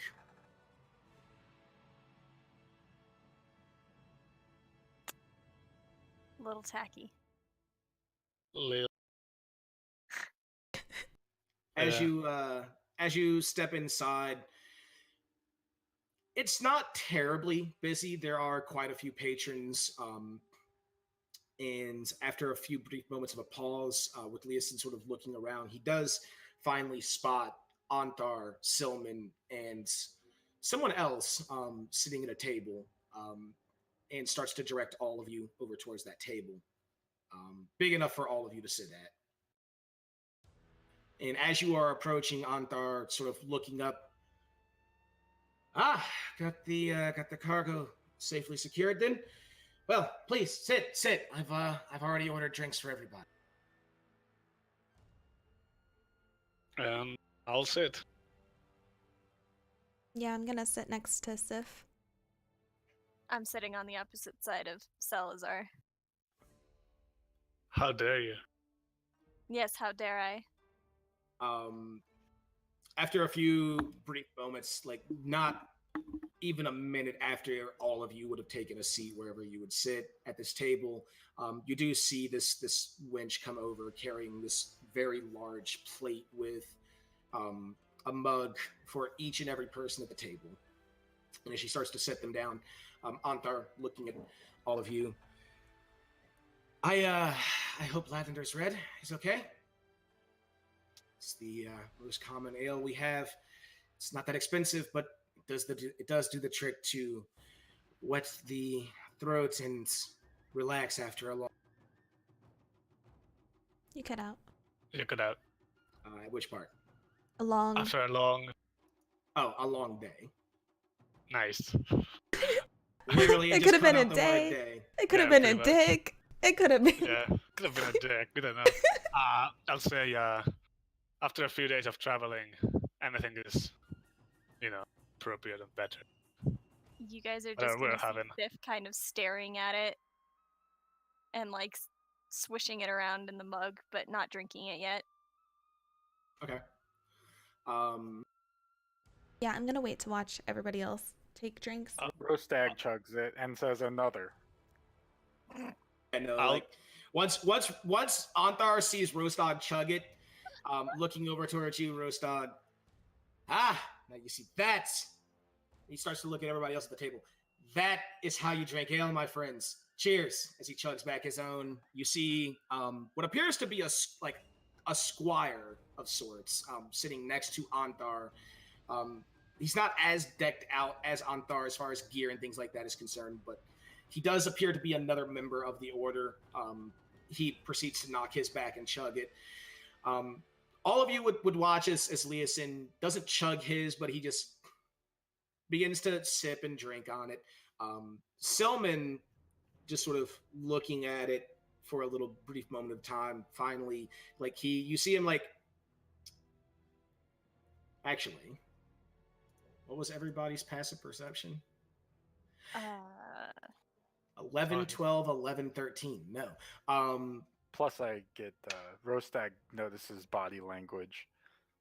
Yeah, you would notice he has his hand over the mug, but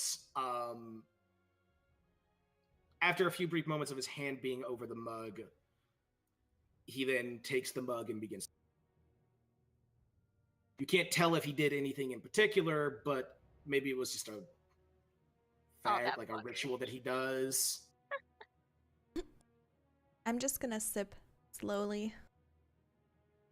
Still not sipping. I will take one big drink at first, and then just take it slow from there. Okay. It has you can obviously, all of you would be able to, that have drank it, you can all taste the alcohol, obviously, but it has a slight distinctive berry flavor to it as well. It's actually kind of sweet. And as Roast Dog calls for another, you hear Anthar call out, "Can we get another round over here, please, for my..." He looks at you. "Exactly what are you, my friends?" That's a good Yeah. To question. you, Roast Dog. Oh, Yeah, that's a good question. Everybody says I'm dumb, but I think I'm actually really, really smart. That's not what he was asking. And so let me tell you, I heard that you guys like to arm wrestle and stuff, but let me tell you about a game that I don't think you've ever played before, and I think that you might actually really, really, really like it. And that's It's for the reallys because it's goats. really, really. No, it's not the goats. Oh, we already talked about that, and you guys got mad at me Hey. because you can't throw goats because you guys are small and weak. Roast Dog, why don't you just answer his question? There's plenty of time to talk about your games. So the games, this is the game that I think is the most fun that everybody can play, even you guys that are really, really small and aren't very. What you do, okay, so you gotta find somebody that has a bunch of chickens, right? And the whole goal of the game is to kick your chickens. But if you kill the chicken, you automatically lose. So you can't kick it hard. But when you kick a chicken, it doesn't hurt the chicken. The chicken just flies away. And then you see how far it goes, and then you mark it down within the dirt with this big stick. And then it's called chicken kicking. And it's the funnest game that's ever been made. Pay no attention to that, by the way. I was just testing something. Do you want to answer his question now? I did. It's chicken kicking. He wants to know what you are. What is your race? I'm a Goliath. That's what I am. I thought it was something different. Yeah, Anthar just sort of like staring at you as you're doing this. After all of this interaction, you see him start to chuckle a little. Because you're gonna, you know, Rostag has to literally stand up and motion kicking chickens, and like he's like very expressive in showing how all this is done, pointing against like the walls and God shit where the damn chickens. it. Also on what I typed. Okay. This isn't a very alcoholic drink. So there's no constitution saves or anything like that for chugging this. He just started that- talking and she had to. Yeah. I'm just gonna say, do you have anything stronger? Yeah, she needs to be stronger so when we kick chickens later, then she can keep up with the rest of. Roast Dog. Shut up. What, are you gonna Okay. try to steal the idea of kicking chickens for yourself? I No, don't. Because that would be really Your rude. idea. I don't kick chickens. And when you do, your life will be so much better. This is coming from the guy that kills all the goats in his town. On the They are mountain, supposed to as far land as on he their said. feet. Anyways, is there anything stronger here available?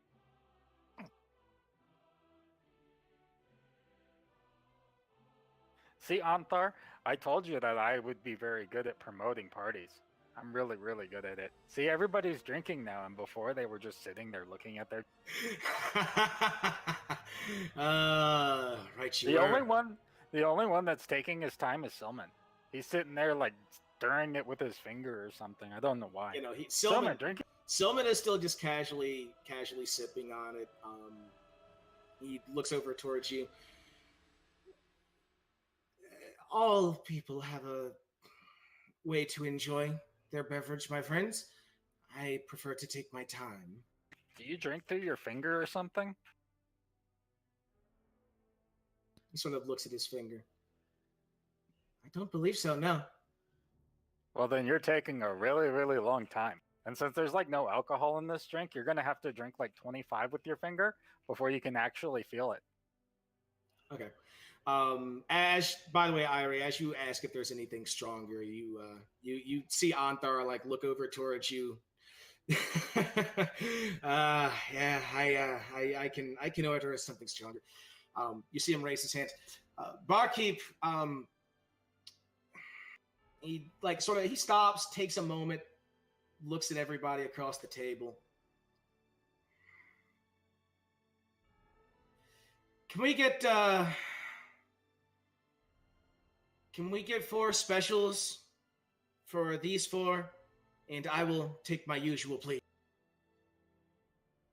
Hey, hey. You Special. don't get us special drinks and then you don't have them yourself, because that's not how the person that leads the drinks do it.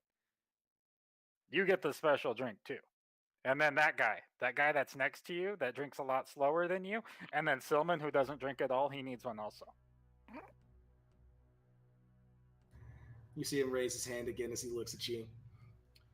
Barkeep, make that a round of special drinks for everybody, but still bring my usual for after, please. Ooh, I want one of your usuals for after too. Can I have one also? We'll see if you can handle the special first, my friends.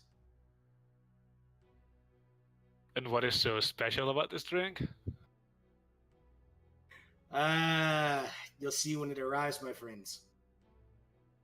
I don't like this. So there was this one time when I had a special drink, and then it turned out to just be pee. I didn't like it. If this is pee, I'm going to be really upset with you. I can guarantee you that it is not, my friend. Is that how you lost all your brain cells? Did he ever have any? Stop talking. The entire time this is all going on, by the way, Silman is just staring daggers at Irie. Silman is? Yes. Like Do he's we just notice? like anyone that like even very briefly looks over towards him, like you can see that he is intently focused on Irie. I'm gonna look at Silman and say, "Can I help you with something?" Yeah, you can help him with his drink because he's just sitting there. Roast Look dog, at him. I wasn't talking to you. Actually, after she says that too, I'm tacking on and Draconic, how about you actually talk to her instead of just staring at her? And then I'm done paying attention to him. Well, Roast Dog would still be interested in the fact that he hasn't drank his drink, and that causes a concern.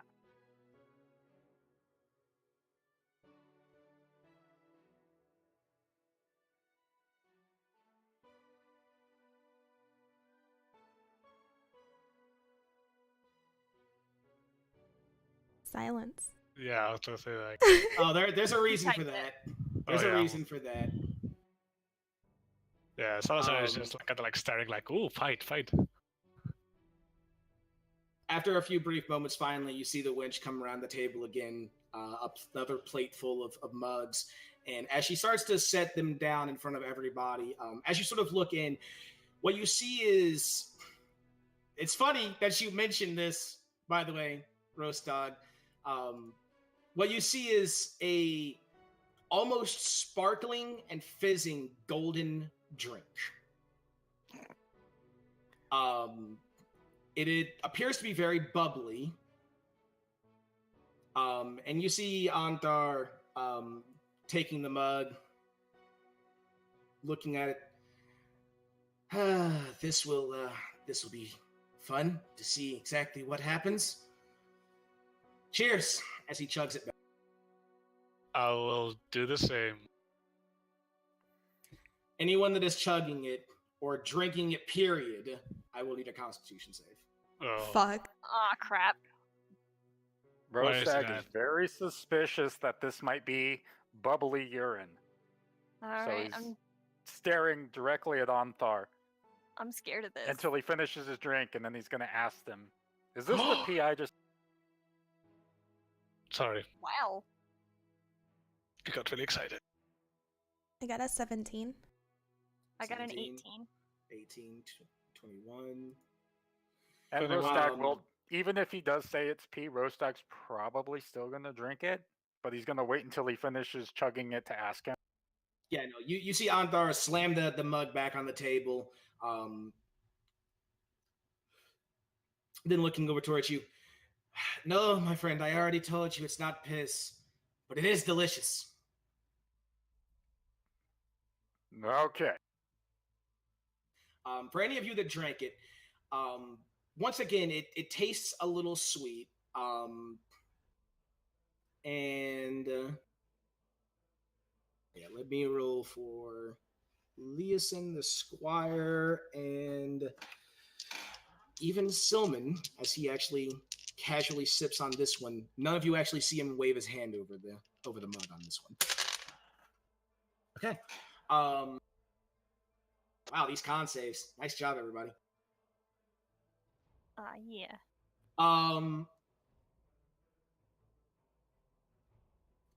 For a few very brief moments after drinking it, all of you might actually see random sparks like go through the air.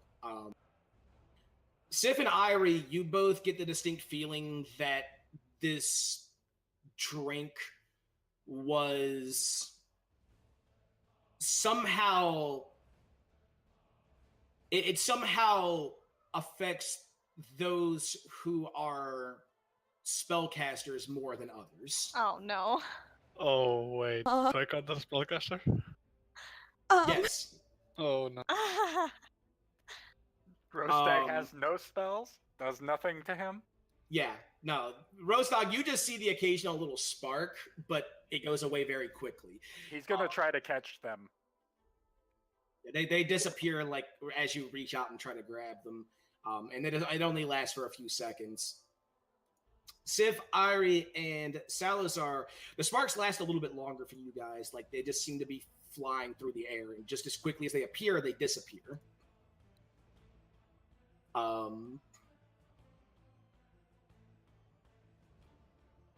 But nothing else happens. Okay. That was interesting. What is it? Okay, so let me tell you guys. I got this story, okay? And No, this no, is no, what your hap- story can wait a second. I'm interested in this drink. Yeah.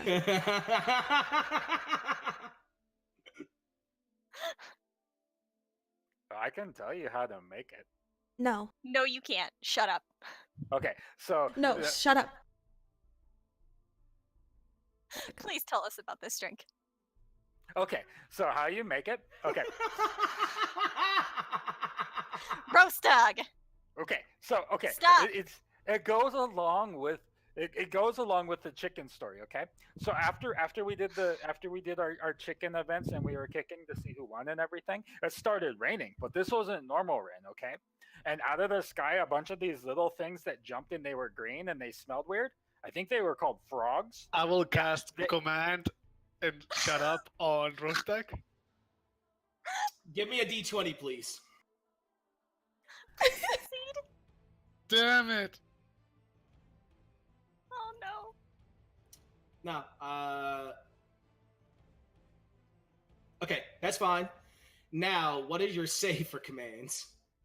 Oh, fuck. To a question. Let's see. Save Wisdom DC 15. DC 15.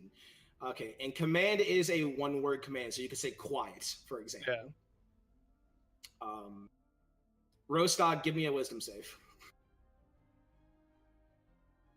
Nope, he come passes. So, okay, God so- damn it. and what are you doing, Salazar? You're being weird. Stop. Can I hold up? Can I walk So, over and okay. just like slap Roast Dog in the back of the head? Yeah, I don't have to roll anything for that, do I? no. Okay, I'm slapping him in the back of the head and saying, "Shut up!" And if he doesn't, then Okay. I'm just walking to the bar. I want to cast sleep on Roast Dog. Okay, give me a D20. I was just trying so hard to make him shut up.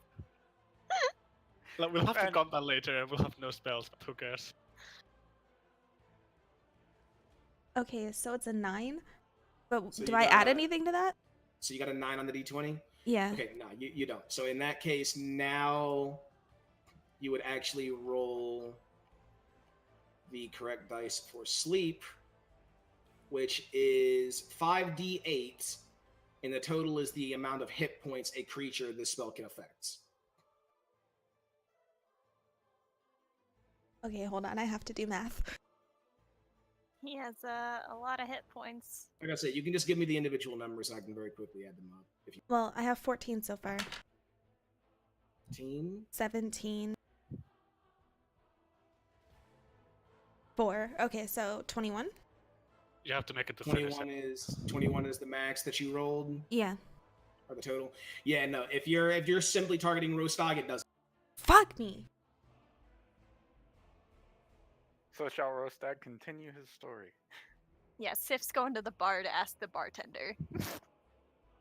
Okay, and then so all of the frogs things, the little hoppy things, okay, they were like all these weird colors, right?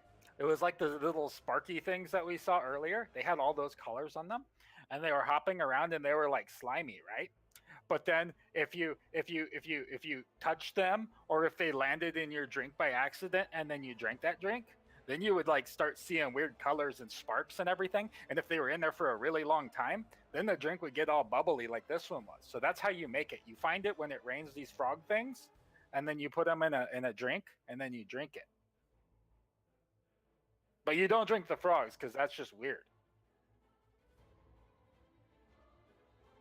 Yeah, as Salazar just has his like forehead stuck to the table, just looking down. It's okay, Salazar. You don't have to sleep. It wasn't that strong of a drink. As Rostag rubs his back.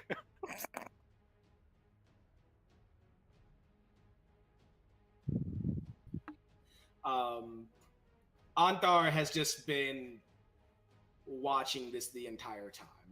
He hasn't interrupted. He hasn't said or done anything. He's just watching all of the interactions that go on.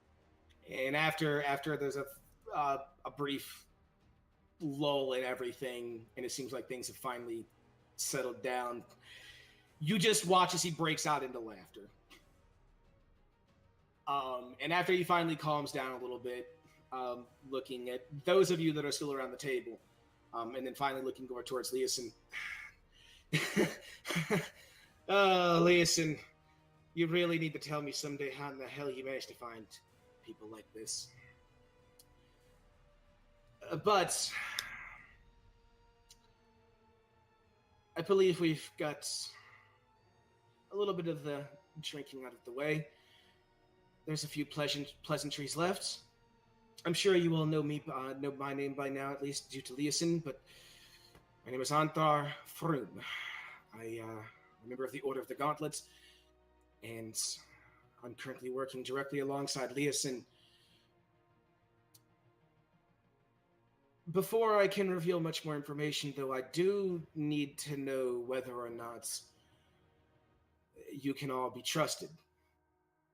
You'll forgive me if that was done so partly by the drinks and just simply watching and seeing exactly the kind of people you are.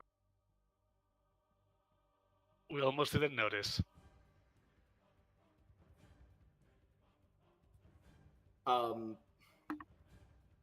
He looks over towards you, Rostog, finally, like just looking directly at you as he says, "You, my big friend, do appear to be the strongest out of your group.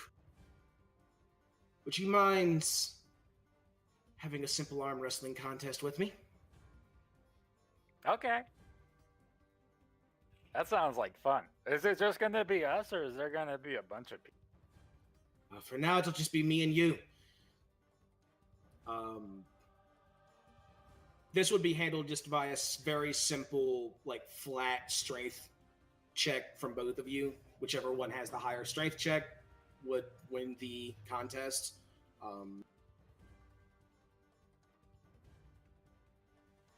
So to do that, you can simply double click or click and drag on the 20 for your strength in the chat.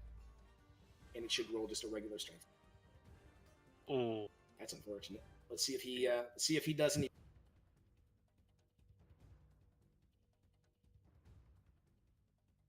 And I don't know how to do the thing, by the way. That when you type in chat, if you hold control. So in chat, actually, if you hold Alt, you'll see changes from chat to OOC out of character. You can also hold Control to do story mode. And you can change it like that. If you want to whisper to somebody, you can do /W. and then start typing out their character name, or for me would just be /W space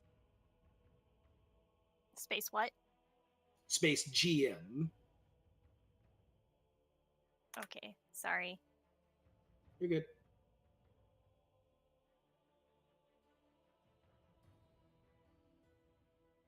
Goddamn it, Vito. Have to try it out, make sure it works. Yeah, no, you guys like once so Roastog, once you two like sort of get in set up and you lock hands and the contest actually begins, it's dead even for the longest time. Probably after about, I would say, 3 minutes of just contested battle, it does start to lean in Anthar's favor. And after a couple more minutes, he finally does just barely manage to push your arm down. He beat you by 1, by the way. He rolled a 6 + 3 for a 9. I'm gonna stand up and say best 2 out of 3. You want to go against him? No. I want Roast Dog to go against him Oh, you again. want Roastog to go again? Yeah.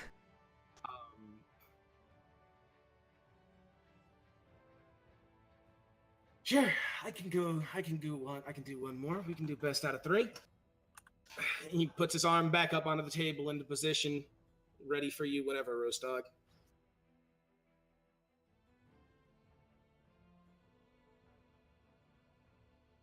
Once again, it for about 4 or 5 minutes, it's almost a dead contest.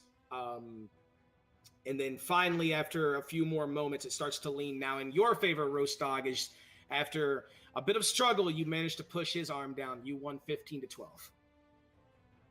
Ah, that's fun. One more. Well, your friend did say best out of 3 as he puts his arm up one more time for the last. Oh, should I use my strong arm this time, or are we still playing?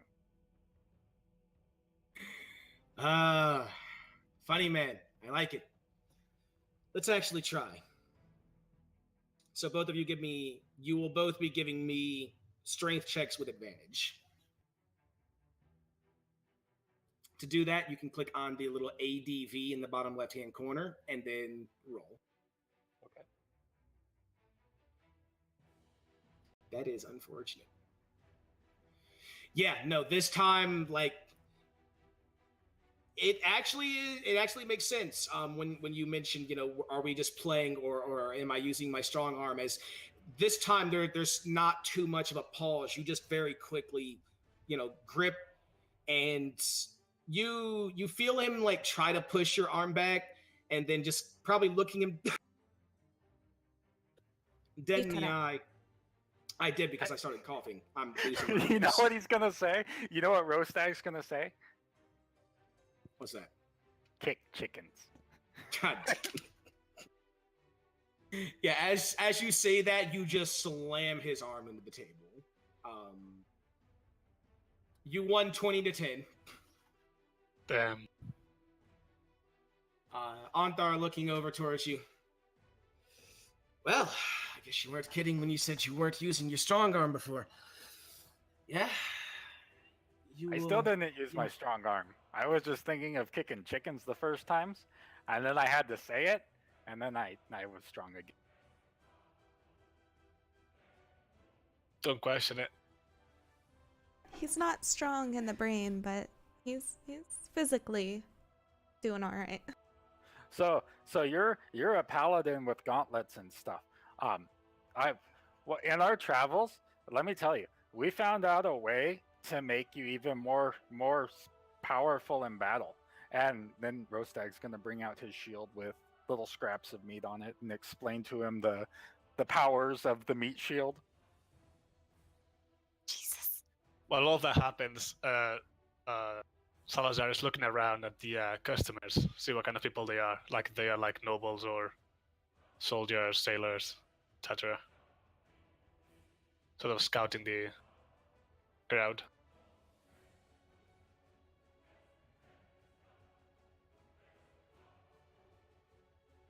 Give me a perception.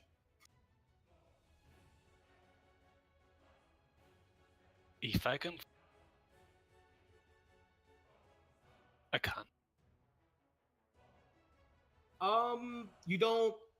So you wouldn't notice anyone that looks to be, I'll call it, well off in this tavern.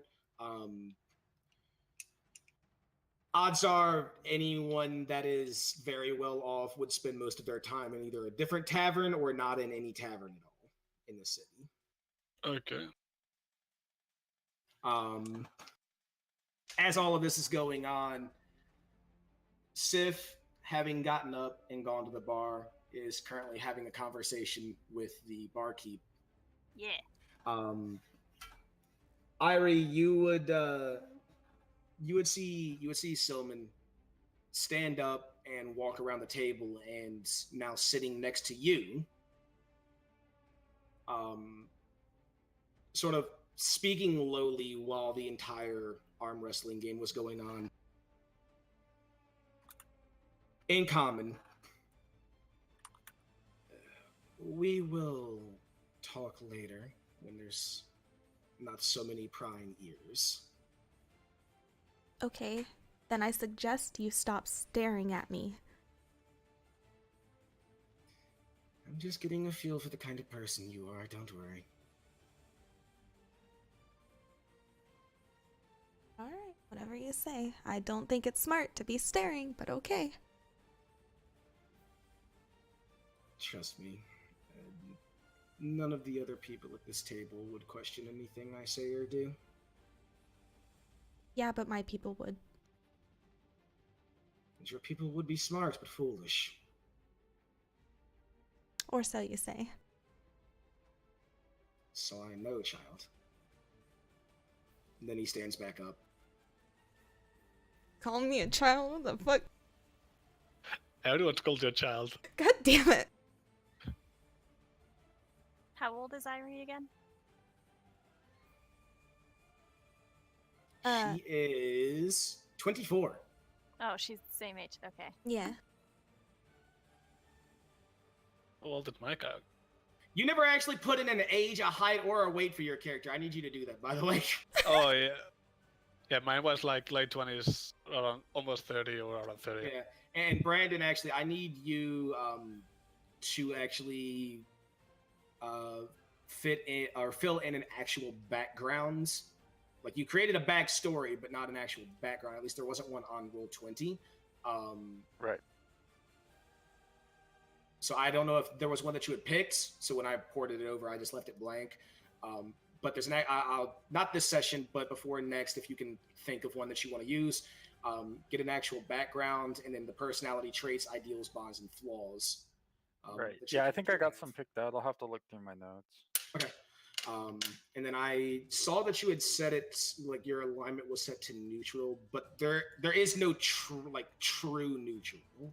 So I wasn't sure whether you were like neutral good, neutral evil, whether you were lawful neutral, chaotic neutral. I wasn't sure on that. But once you finalize that, just fill that in the alignment field as well. He's probably leaning a little more towards chaotic because he just likes to cause havoc. Yeah, And just I figured, but that's something I want to leave in my players' hands to fill in, unless they've already done it. Okay, it's done. The age was in the description. Like in Was it? Yeah, The it was actual like backstory. yeah, like sort of like the last stage is sort of like Okay, yeah, I Like did this say now. it stated at the age of 25, but then it said further on that you kept traveling the land, and it wasn't long after. Like, that doesn't tell me weeks, Yeah. a year, a month. fair enough. Yeah, it's not too I long wasn't or sure. else he'd start leveling up. Holy shit, you are a skinny boy. So it's not skinny. It's How in much kilograms. Oh, wait. No, I forget. You got the fucking foreign numbers. You mean the normal ones? You just Foreign. multiply They're his number foreign. by 2.2, and you're good. Yeah, no, but that also applies to his height. I looked at his height and it says 180. I'm like, what the fuck? But that's like 6 foot. Yeah, Yeah, I that's think it's about about six 6 foot. foot. Just at first glance, it threw me off. Um, after a little while longer, probably after some more drinking, some storytelling by both Anthar, Rostog, I'm sure would chip in. Anthar, I'd say it's about 5-ish now. And Anthar would finally standing up. Well, my friends, I do have some important business to attend to. My squire will be in touch later this evening once I have sorted some other things out. And we will talk in more detail then in a quieter place. For now, please enjoy the city. Try to stay out of trouble. But we'll talk later. Did I Sif ever will- find out what was in the drink? I think we did. Well, I Sif's been talking to the barkeep this entire time. Yeah. Oh, maybe she has then. Yeah, Sif's we been talking just to the can't see barkeep the it. entire time. Yeah, but you just can't Oh. see it. But when we walk out, I'm gonna ask her what she found out about the drink, because I'm interested too. And before Rostag was absolutely correct, and it's made with like synthesized frog. That would be hilarious. That would be Jesus. terrible.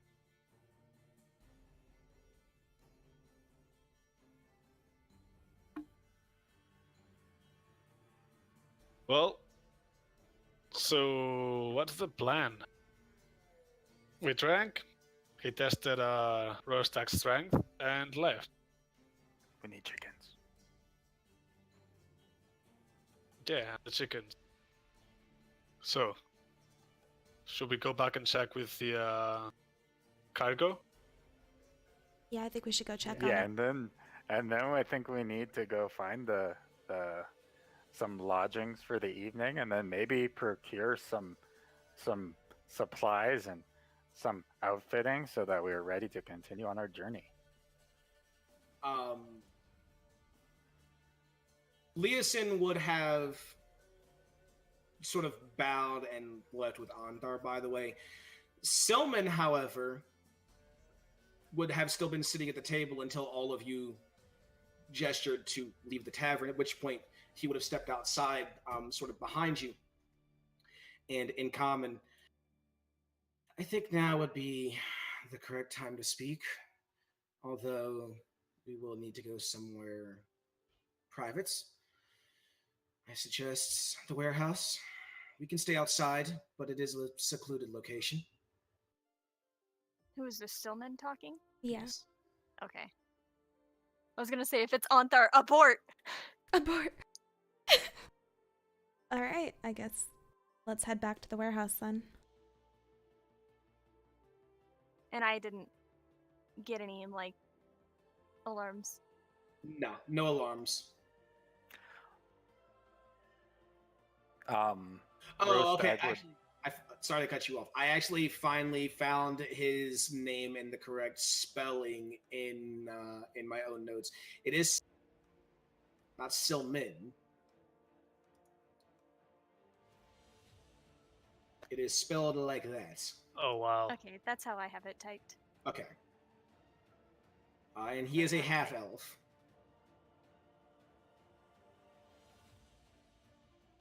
Okay. Rostag would probably grab some meat from the tavern on the way out, like a healthy. Okay.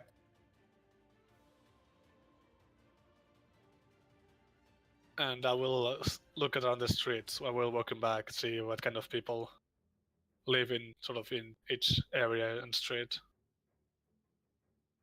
Try to map out districts where there's like healthier people and like not so wealthy people.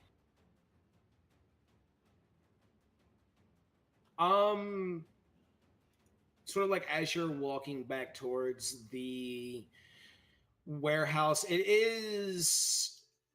I'm not gonna say well off, but they're not poverty stricken by any means. So middle class. Yeah, they'll be more middle class. What's that? Um,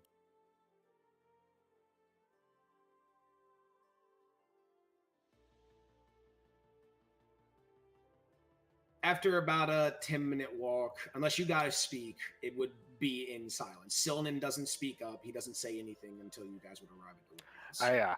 I want to look for chickens. So if you guys see chickens, let me know. I'm going to specifically not look for chickens.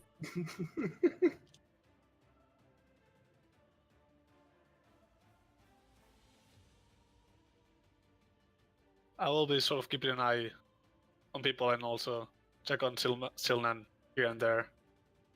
See if he keeps staring at Sif. Yeah, No, I'm just Aerie. watching Silman the whole time. I'm just checking on him every few minutes. Nothing too much though.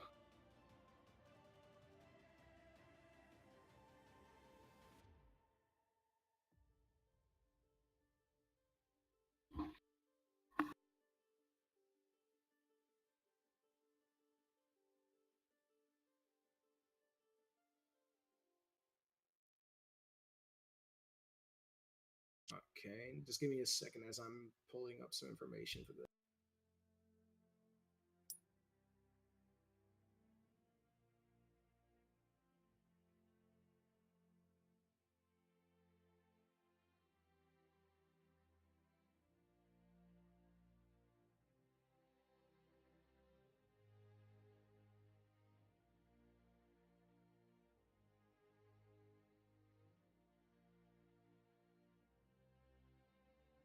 Okay, that's what I wanted to double check.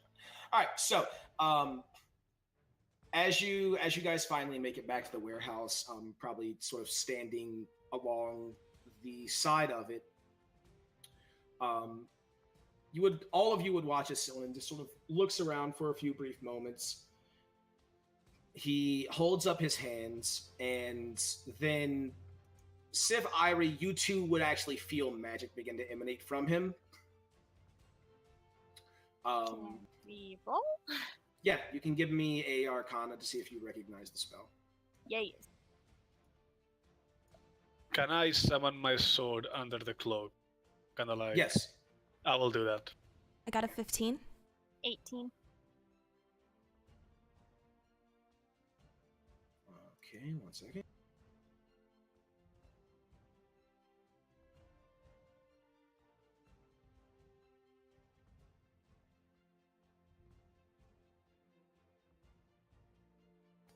Yeah, no. Both of you would recognize this as illusion magic.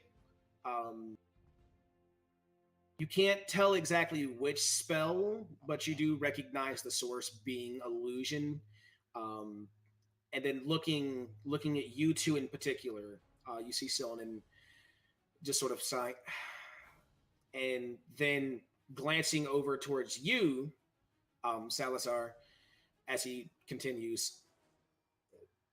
Don't worry, this is not a hostile action or threat. I'm just securing that we're not going to be seen or eavesdropped on.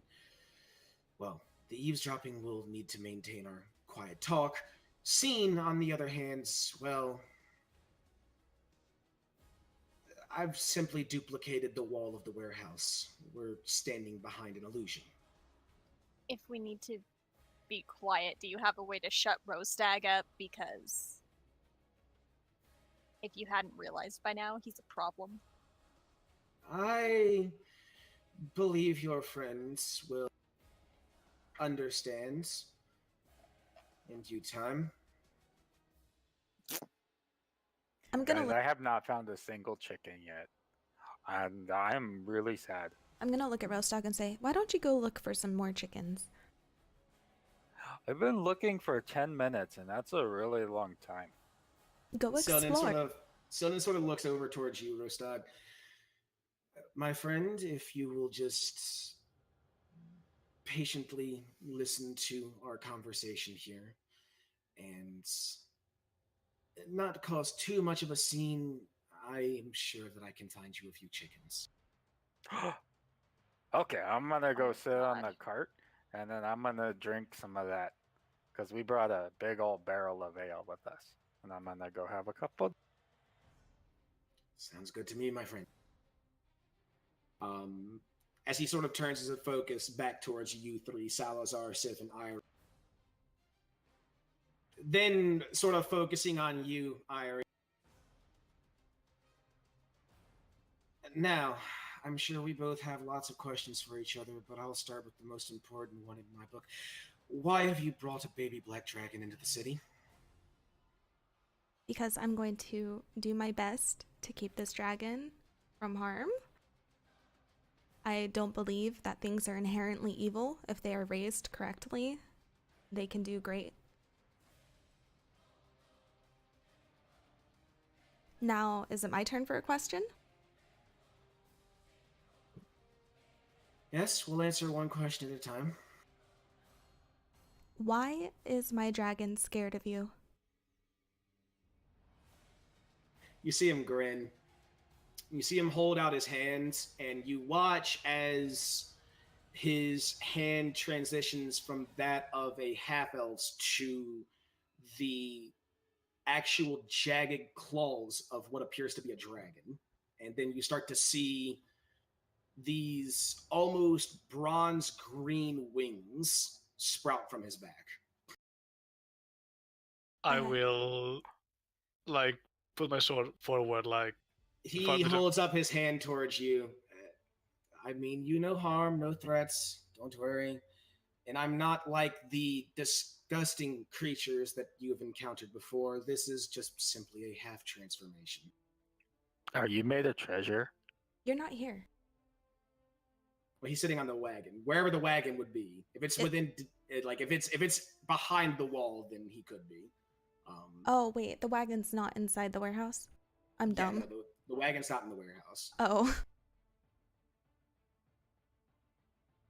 No, my friend, I am not. Although, like most of my kin, I do enjoy hoarding it.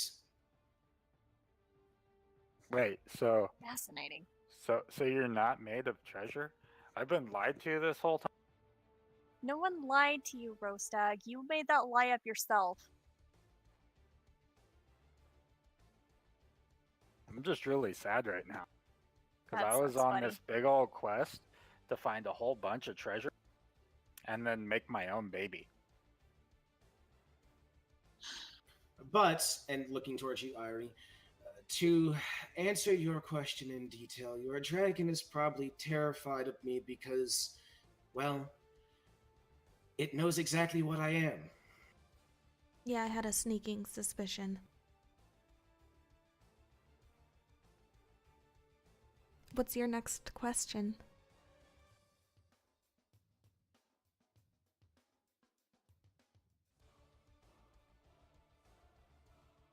You see him just kind of look at all of you.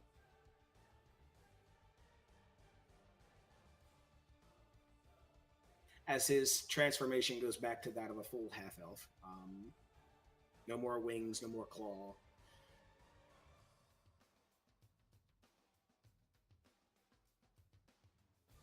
Assuming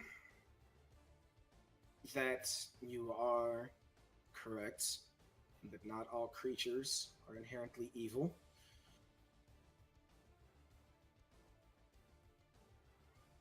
then I have no qualms with your decision. But, assuming that this dragon that you brought into the city turns against us, the Alliance, or the humans in general, what would your reaction be? Well, as my friends here have made painfully clear to me, and as I agree with them, if the dragon turns against us or against innocent creatures, or, well, humans, or, well, you know, it will be taken care of. Salazar and I will make sure of that personally. yes, we will. It took a lot to get them to not do anything to begin with. It's a dragon. Yes, and so is black this man before you. dragon. And the dragon's name is Treasure.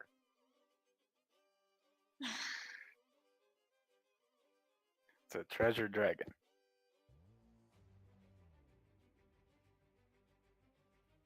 As Rostag's drawing in the dirt with a stick of him riding a dragon.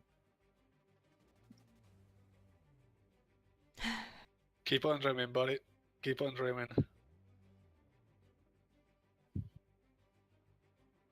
Don't let your dreams be memes, buddy. Yeah.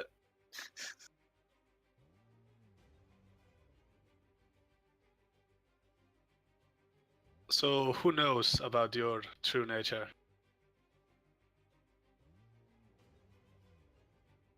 Leosin, Antar, any involved in the Alliance or the Orders, to be honest. Any that I choose to allow to know. Are you the only dragon amidst these orders right now? You see a bit of a grin appear on his face. One of two.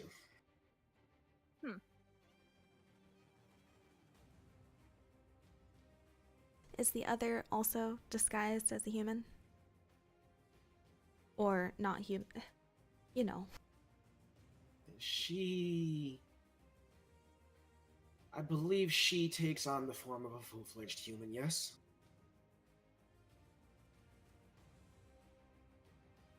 Personally, I prefer the look of a half-elf. But Racist. my belief in the potential of humanoids is, well, let's just say that I look to the Harpers and the Order of the Gauntlet as epitomizing the best traits of humanoid aspiration. By the way, who do you pledge allegiance to? The flag. I pledge allegiance to the dragons, my friends. I lend your kind my assistance, nothing more. Ah, that's fun because we met another dragon that was like really mean and like shot like laser ice stuff out of her face, and her name was Linathan. Do you know that blue dragon person? I know of the dragon you speak of, yes, though they are not part of my order. Okay, that's good because all of the things that you say that you stand for, they're against. And then they tried to kill us too, so I don't like them. When the day comes, the dragon that you speak of, as well as several other dragons among that particular order, as much as it pains me to say, will need to be dealt with. Turn But- back into treasure. That's one way to say it, yes. Don't encourage him. Looking over towards you, Irie. I believe that we may have gotten off on the wrong foot. I did not show as much interest in you or your dragon because I thought that you were a threat. I showed interest because, again, the Harpers and the Order of the Gauntlets, I believe, epitomize the best traits of humanoid aspiration. Now, that's not to say that they are the only redeeming factors of the human and human-like races. Your decision to try and raise this dragon and change it from its birthrights, essentially, is an admiration, at the very least. And quite honestly, the four of you come at the recommendation of Leosin and by extension of Leosin, many of those that I respect and love. So, no, I do not have any qualms with the four of you in particular, and if you asked for my honest opinion, I agree with your choice to try and raise the dragon, although I do agree with your friends here as he gestures towards Sif and Salazar, that it is a very risky idea. Should the dragon maintain its true nature of being feral, as most chromatic dragons are, then it is a threat to all of humankind, even as an adolescent. That's not to say that I'm going to stop you. I just simply have a vested interest. I'm sure you understand. It would be wise if maybe you gave her a couple tips because she doesn't know everything yet, and if she knew more, then maybe that the chance of her succeeding would be even better. Unfortunately, raising dragons is not the easiest task. Most of the knowledge that we dragons have when it comes to raising our young is pure instinct. It's not something that we learn from our parents, and in most cases, we aren't even raised by our parents. Most black dragons actually will typically just leave their young to fend for themselves. It's why they are as feral as they are. So then you probably have some instances that you can relate upon to her about what were trying factors to make you go the way you did instead of going a different way. And then maybe she can help the baby not encounter some of those things that will make it want to do the bad. Oh, my friend, unfortunately, it's a little more difficult than that. No, dragons. Our nature is typically designed and decided at birth. You see him like hold out his hand once again, and you see his hand transition back into the clawed, and you see the scales on his arm as it goes up his entire arm now, like his entire arm has transitioned. Actually, what is this 20-foot cube? Yeah, that'd be big enough. Actually, no, you wouldn't see just the arm. Actually, you watch as he sort of gestures for all of you to stand back, and standing in a large enough area, you watch as he begins to shapeshift and transform, the half-elf in front of you disappearing as it is replaced with this. Oh shit. Sif is just gonna say that's fucking cool. Rostag claps. Still speaking in common, looking towards all of you, but talking more so to you, Rostag. You see my scales. I am what your kind call a bronze dragon. We are very loyal, very kind, in fact. Almost all metallic dragons are at their birth, some more so than others, although we can be just as hot-tempered as the chromatic kind. But dragons in the nature of black, red, blue, white, green, they tend to be more feral. They aren't typically raised by their parents. In most cases,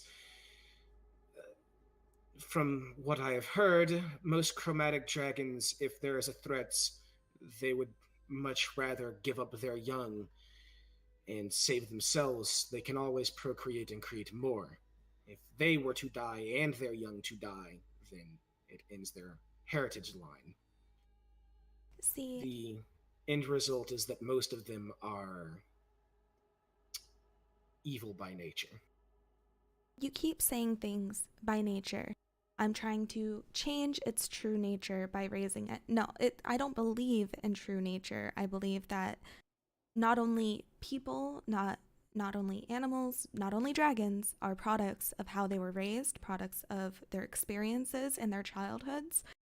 And you like even you yourself said the reason that they are so feral is because they are abandoned by their parents. Well, that's not true nature. That is a product of what they've been dealt, the cards that they've been dealt. And I'm going to try to deal better cards for this dragon because I shut the fuck. I swear to She's bringing up a very common nature nurture argument.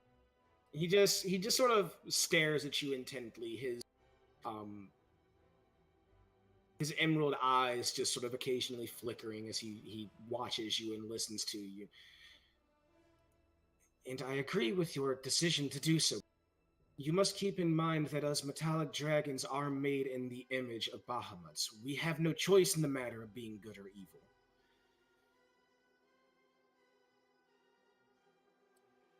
I cannot say the same for chromatic dragons. If they are, much like us, made in the image of Tiamat, then I can't promise you that they have a choice as well. That is why I suggest that it is a wary idea and task. Rostag will present the question that I entered in text in Draconic. Yeah, if you're actually saying that in Draconic,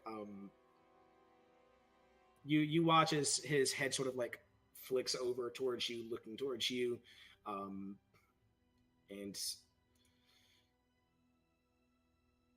speaking in common, so that all can understand. My name is Namur. I am one of...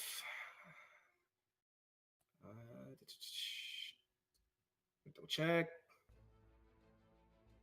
I am one of the original members of the council, although I don't hold as much sway in it as I would like, especially given our trying times. But I do try to sway things more in favor for you and your kinds. Can you type his name? Yep. Wait, what council?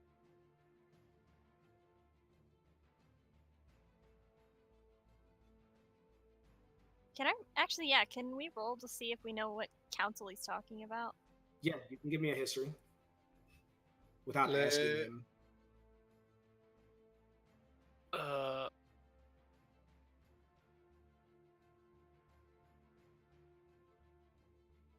Wait, we're doing a 16. history check? Yes. Once again, Rostag is going to be the only one that doesn't know, probably. I rolled a natural one, so. Oh, never mind. I got. Hey, by the way, that's your first natural one, I think. Yeah. For this session. Keep in mind, you got 3 more to go. You got 2 more to go, and you gained the halfling luck racial. Wait, don't I have to do them in a row though? Yes. Don't we have to end? Yes. Yeah, we'll have to end. So you'll have to keep track next week. So Salazar, and what'd you get, Lizzie? 22. 22. So you two would know, most likely the council he's referring to is something that you would have seen possibly in textbooks, regarded to as the Council of Dragons. And that is his name, his actual race, and what he is. Oh, no. How? What? No, cool. You can right click on it, and you'll see a T. Yeah, Copy text to clipboard.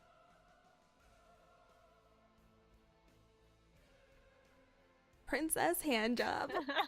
Yep, princess hand job, boys. Looking at the 4 of you, he finally says, We will talk more in detail, I'm sure, at a later time. Do keep in mind, though, as I said, I agree with your decision, and I admire what you are trying to do, Irie. But do know that it does bear its risks. Roast Dog is staring at him, looking at his picture on the ground that he drew, looking back at him, looking at the picture, looking at him, looking at. Oh my god. He, Can I go for a ride? you see his head flick over towards you. As his head flicks over, Roast Dog's gonna look at the picture on the ground and look back at him. Look at the picture, look at him. Sif is face palming so hard.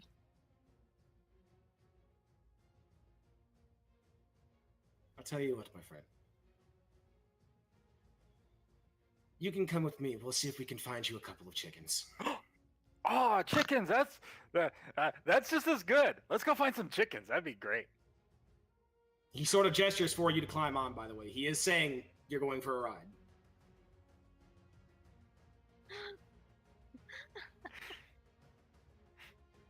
Rostak says nothing and walks very close to him, like a little kid, completely excited at the most interesting thing that's ever happened to him. For once, Rostag is completely silent. Oh my god. It's a miracle. Thank God. Feel free to drop him. Leslie, it's only fitting that The Dawn Will Come starts playing for the end of the session, by the way. Yes. On my end. And especially for this. As you sort of climb on, Namura looks at the three of you. Regardless of what you say, don't worry, I will be bringing him back in one piece. Although Don't worry about it. I promise the same for the chickens. Drop him. Please. Just- Don't worry about it. You can just keep him for a bit, forever. And 1 second, there is one last thing that I wanted to do, and then we're going to be ending. Where is it? Feeds.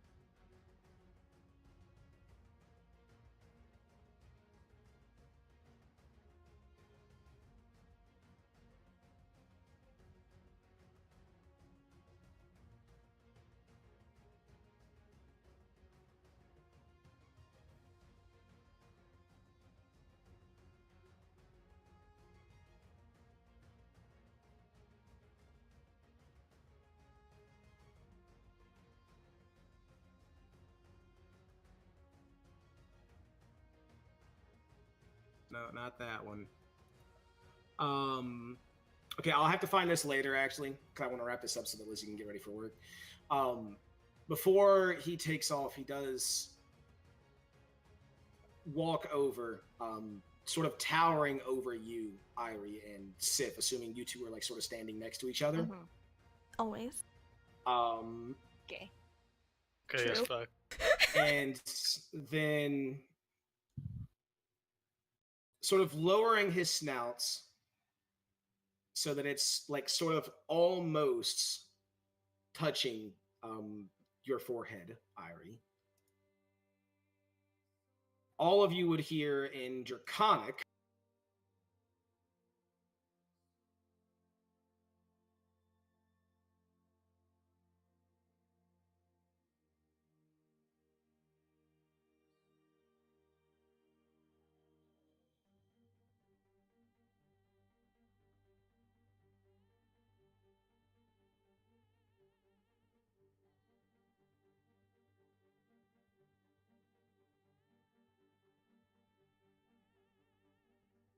Is it very quiet, Draconic, while you type in?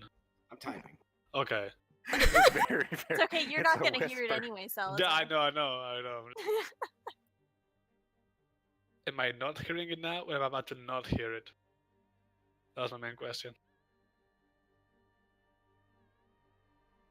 And sort of as his snout is touching your forehead, Irie, and all of you that can speak Draconic would hear him say this. you do feel magic sort of like flowing into you. And that is where we're going to end the session. They could just Oh. come. Wait, I want to know. Wait, I can't figure out if I know what it is. Or do I do that next time?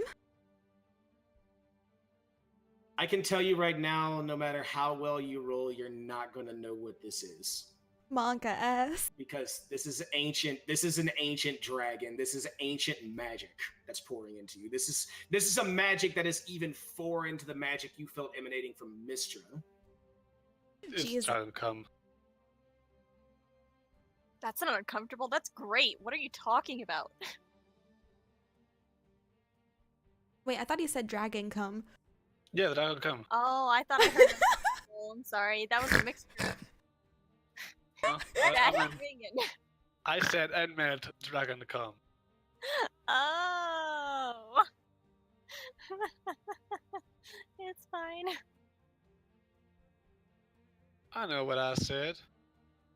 And before Alright. Irie's pregnant. But please Oh. do not impregnate me with a fucking dragon, dude. That would I be am not prepared for hilarious. this. Hey, listen, you want to raise baby dragons, I mean. That is true. I don't want to birth them. Now you will be mother of dragon. It's good for you. You Oh. can have whole litter of small dragons. You can raid coastlines. It'd be very. Quote small.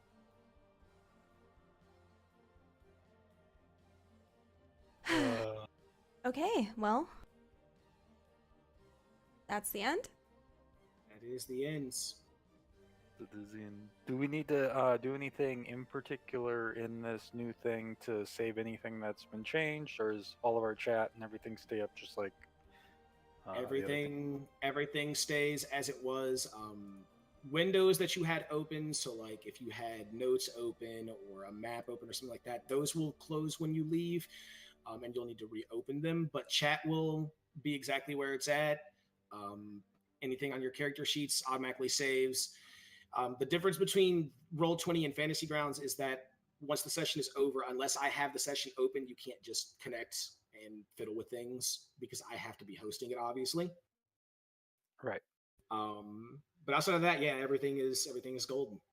You can exit the program by right-clicking on the back, and also let me so that you guys can see where it says like Tyranny of Dragons, and it's the picture of the dragon right now. That's the decal. I can actually change that, so that's just straight up for Tyranny, and then I have one for the Rise of Tiamat when you guys get to the second portion as well. Oh, Oh, boy. jeez. So I can change the decal to fit the session or to sort of set the mood per campaign. Tyranny of Dragons has fewer decals than others, but if you right click on the back there, you can arrange your dice, you can set the arranged position of your dice, and the top one, the X, is to exit the program, and you can either return to the launcher or straight exit the program. All right. Nice. I'm gonna get dinner. I'm starving. Yeah, I go need eat. to get ready for work and Yeah. get food. Okay, so next And- week. Yep, we'll be here. We'll be back next week. Actually, I'll have to check my schedule, Okay. Just let but us I'll know. let you guys know. Sounds Well, good. Thank you okay. guys for See showing you up. next week. Yeah. Glad to get this back on the road. Let's Hell have fun. yeah. On See the ya. road. See you guys. Bye. Okay. Bye. Bye. All right, I'm ending stream. Thanks for hanging out. Hopefully this is more regular again. I mean, at least D&D. I can't speak for streams. Yeah. Motivation. Ha ha ha ha. Okay, bye.